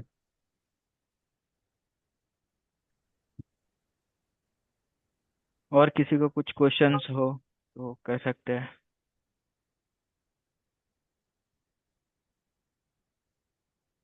एंड एंड अगर मतलब मैंने कई बार ऐसा मतलब जो मैं भी जब पढ़ रहा था या जब अभी भी अगर मैं देखता हूँ तो लोगों के बारे में ऐसा होता है कि क्या है, मैकेनिकल के बाद क्या जॉब्स होती है, इंजीनियरिंग के बाद क्या जॉब्स होती है।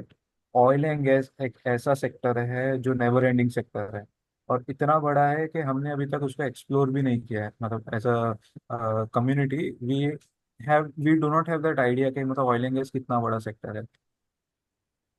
तो आप देखिए, आप एक्सप्लोर करिए कि क्या क्या सेक्टर है जो जॉब्स जिसमें होती है या जिसमें बिजनेस अपॉर्चुनिटीज होती है। बहुत सारे सेक्टर्स है ऐसे। हमने और खाली मैकेनिकल सील को और सील सील एंड टेंडन या सीएनसी को पकड़ के हमने समझ लिया है कि यही इंडस्ट्री होती है। ये तो सबसे लो लेवल इंडस्ट्रीज है। या सील का इंडस्ट्री भी थोड़ा बड़ा मार्केट है, बट स्टिल जो सीएनसी या जो हम बोलते हैं वो एकदम जॉब वॉब वाला इंडस्ट्रीज है। उससे बड़ा बड़ा इंडस्ट्रीज भी होता है। और जो लोग अभी ग्रेजुएट होने वाले हैं, अगर हो सकता है कि उनके कैंपस में ये सारी कंपनीज ना आए, तो आप अगर ऑयल एंड गैस में आना चाहते हो तो एक काम आप ये कर सकते हो कि 3-4 साल आप वही कंपनीज में काम करो जो आपके कैंपस में आ रही है। उसके बाद आप इन कंपनीज में अप्लाई करोगे तो ये लोग आपको प्रिफर करेंगे। इनिशियली आपको प्रिफर नहीं करेंगे क्योंकि वो फ्रेशर्स को बहुत ही कम लेते हैं, मोस्टली अराउंड 1% में बोल सकता हूँ। बट अगर आपके पास मिनिमम 3 इयर्स का एक्सपीरियंस है तो वो लोग डेफिनेटली प्रिफर्स करते हैं। और अगर अगर आपके कैंपस में कंपनी नहीं भी आती है, मतलब कोई भी कंपनी नहीं आती, आपके कैंपस में प्लेसमेंट का सपोर्ट होता ही नहीं है, तो आप ये भी कर सकते हो कि मैंने ऑर्गेनाइजेशन जैसे होती है, पुणे की ऑर्गेनाइजेशन हो गई, मुंबई की कुछ कॉलेजेस हो गई, तो उनका एक ऑर्गेनाइजेशन होता है, कैंपस का एक कॉमन फैसिलिटी होती है, जहाँ पे वो क्या करते हैं कि अगर से फॉर एग्जांपल मेरी कॉलेज के अंदर कोई कंपनी आ रही है, तो वो सारे बात जो इन्फॉर्मेशन उसको फैला देते हैं। एंड वहाँ के प्लेसमेंट ऑफिसर्स को बोलते हैं कि आपके स्टूडेंट्स को बोलिए कि इसमें रजिस्टर करें। तो उस तरीके से वो रजिस्टर करने के बाद क्या होता है कि वो उनको वो अपॉर्चुनिटी या उनको वो अलाउ किया जाता है कि आप दूसरी जो कॉलेज है उसमें जाके आप वो कंपनी के लिए आप ये बैठ सकते हैं उसके प्लेसमेंट के लिए। तो ऐसा भी होता है। तो उसके उसके बारे में भी अपने कैंपस में जो प्लेसमेंट ऑफिसर होगा, जो प्लेसमेंट्स के बारे में देखता होगा, उससे आप बात कर सकते हो। और किसी को कोई क्वेश्चंस है तो आप डाल सकते हो, या फिर आप मौलाना को भी कांटेक्ट कर सकते हो, बाद में हम आपको बता देंगे।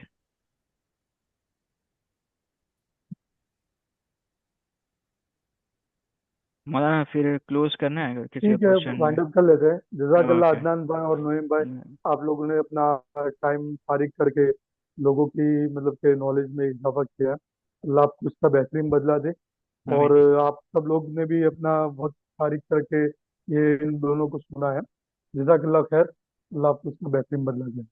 अगर इसमें एक जो क्वेश्चन स्टूडेंट है, एक हमारा एक एक स्टूडेंट। क्वेश्चन आ रहा है, अशफाक भाई से आ रहा है। Which is the best field for doing a masters in USA after bachelors in mechanical engineering? Adnan, आपको इसके बारे में कुछ कहना है या कुछ बात करनी है? अभी तो मैकेनिकल इंजीनियरिंग में अगर टॉप नॉच की अगर कोई भी चीज़ देखने जाए तो हमारे लिए तो वही है, ऑयल एंड गैस इंडस्ट्री ही है। और अगर इसके बाद भी यूएसए में भी इसका बहुत ही डिमांड है। बट अगर अगर करंट सिचुएशन के हिसाब से देखने जाए तो ग्रीन एनर्जी में ज़्यादा इन्वेस्टमेंट अभी चल रहा है। तो कार्बन कैप्चर वगैरह के अगर ये फील्ड के रिगार्डिंग अगर आप मास्टर्स करोगे तो ऑटोमेटिक आपको इसका बेनिफिट मिलेगा। और साथ में वहाँ पे कैसा रहता है कि वहाँ की कंपनी ज़्यादा रिक्रूटमेंट के लिए आती है। तो वो जिस फील्ड के मास्टर्स करोगे उसमें उसी फील्ड की आएगी। तो अभी कार्बन कैप्चर और जो ग्रीन एनर्जी है वो डिमांडिंग में चल रहा है। तो अगर उसके बेसिस पे अगर आप मास्टर्स कर रहे हो तो फिर आपका करियर, मैं तो बोलता हूँ कि 50 ईयर्स के लिए तो आराम से सिक्योरिटी है। तो ये एक वे है कि आप मास्टर्स उसमें यही फील्ड में करें या फिर प्योरली मैकेनिकल इंजीनियरिंग में कर लो। तो आपको वहाँ पे मोस्टली अच्छी कंपनीज ही आती है। वो ये है एक्शन मोबिल हो गई, या फिर हमारे जैसी कंपनीज है, ये यूएसए की फर्म्स वगैरह की, वो सब भी आएंगे। या फिर आप स्पेस एनर्जी में चले जाओ, एरोस्पेस में बोइंग वगैरह उनकी ही है। तो उसमें आप अप्लाई कर सकते हो। कई कई बार भी यूएसए के अंदर कोई कोई जो यूनिवर्सिटीज है, ये ऑटोमेशन का कोर्स भी देती है। ऑटोमेशन एज एन के जो बैटरी मैन्युफैक्चरिंग हो गया, देन रोबोटिक काम हो गया। तो यूएसए के अंदर भी मैकेनिकल इंजीनियर्स को इस ये फील्ड के अंदर भी अप्लाई कर सकते हैं वो। एंड ये फील्ड के अंदर भी जॉब्स होती है। बैटरी मैन्युफैक्चरिंग, जो ग्रीन ग्रीन एनर्जी के लिए जो जाना जाता है, वो भी है। अमोनिया का इंडस्ट्रीज है, तो ग्रीन टेक्नोलॉजी करके भी कई इंडस्ट्रीज, कई यूनिवर्सिटीज के अंदर प्रोग्राम्स होते हैं। तो आपको ये जो बेस्ट फील्ड का जो क्वेश्चन है, कि वो आपको अपने हिसाब से डिफाइन करना है कि बेस्ट फील्ड मेरे लिए क्या, मुझे क्या करना है, उसके लिए क्या है। बट जो टॉप इंजीनियरिंग है, इंडस्ट्रियल अपना ये इंजीनियरिंग हो गया, ऑटोमेशन इंजीनियरिंग हो गया, या फिर ग्रीन ग्रीन इंजीनियरिंग हो गया, ग्रीन टेक्नोलॉजी बोलिए या ग्रीन इंजीनियरिंग बोलिए। तो इस ये सारी एमर्जिंग इंडस्ट्रीज है। अगर आपको एचवीएसी में भी जाना है, एचवीएसी भी मेरे हिसाब से वो भी एक अच्छी फील्ड है। Like every field is a best field अगर आपको उसके अंदर इंटरेस्ट है तो। बट ये जो बड़ी बड़ी इंडस्ट्री जो ये है अपना अपकमिंग जो टेक्नोलॉजीज है, जैसे ग्रीन एनर्जी, अदनान भाई ने बताया। मैंने मेरे स्टार्टिंग ऑफ द करियर के अंदर मैंने ग्रीन टेक्नोलॉजी में काम किया था, जिसके अंदर I had worked on projects which were related to green hydrogen and green ammonia. Adani का एक पायलट प्रोजेक्ट था, जो गुजरात के अंदर, क्या बोलते हैं, खिरसरा के अंदर, जो कच्छ रीजन के अंदर आता है। तो वहाँ पे उसने एक पायलट सेटअप किया है हाइड्रोजन के प्लांट का, जो इलेक्ट्रोलाइजर्स होते हैं उसके उससे वो हाइड्रोजन क्रिएट करता है। तो उस तरीके से मैंने एज अ केमिकल इंजीनियर भी उस पर काम किया है। वहाँ पे बहुत सारे मैकेनिकल इंजीनियर्स भी थे जो वो प्रोजेक्ट्स के अंदर थे। जो प्रोजेक्ट का मैनेजर था, project manager, he was from mechanical background. He had no prior experience of working in green field, क्योंकि ये जो नई फील्ड्स है, these are totally new. Somewhat related है, बट मोस्टली जो भी कॉन्सेप्ट्स आ रहे हैं, जो भी टेक्नोलॉजीज आ रही है, वो नई है। जैसे इलेक्ट्रोलाइजर टेक्नोलॉजी पुरानी है, बट हम जिस तरीके से उसको इस्तेमाल कर रहे हैं हाइड्रोजन जनरेशन के लिए, वो थोड़ा स्पीड अप हुआ है। एंड वो एक थोड़ा नया है कॉन्सेप्ट, जो लोगों को उसके अंदर भी बहुत सारे चैलेंजेस है जो ओवरकम करने हैं। So it is also good field, जो ग्रीन फील्ड है जिसको बोलते हैं।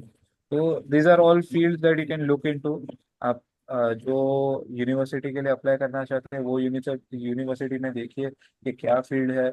उसके हिसाब से देखिए कि कोई इंडियन स्टूडेंट है जो जिसने वो कोर्स को लिया है, उससे लिंक्डइन पे अप्रोच करिए, उनसे बात करने की कोशिश करिए। या अपने कॉलेज, जो कॉलेज में आप पढ़ रहे हैं, वो कॉलेज के अंदर जो एलुमनाइज है, उनके उनको देखिए कि क्या फील्ड के अंदर है।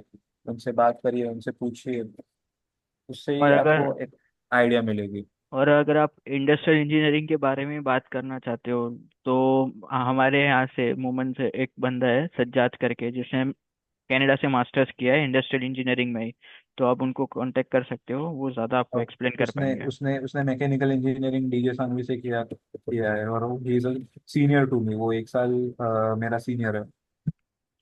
तो आप उनको ही कांटेक्ट करोगे तो ज़्यादा बेटर रहेगा। वो करंटली कनाडा में ही है और उन्होंने उधर से ही मास्टर्स किया है। तो वो पूरी इंडस्ट्री के बारे में आपको बता सकते हैं, इंडस्ट्रियल इंजीनियरिंग पर जो भी है आपकी क्वेरी।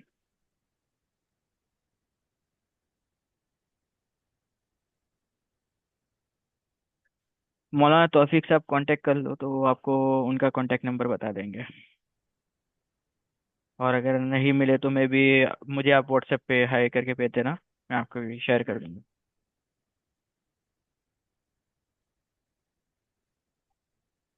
ठीक है। जजाकल्ला। बहुत बहुत शुक्रिया आप लोगों का। वाइंड अप कर लेते हैं अभी। हाँ। और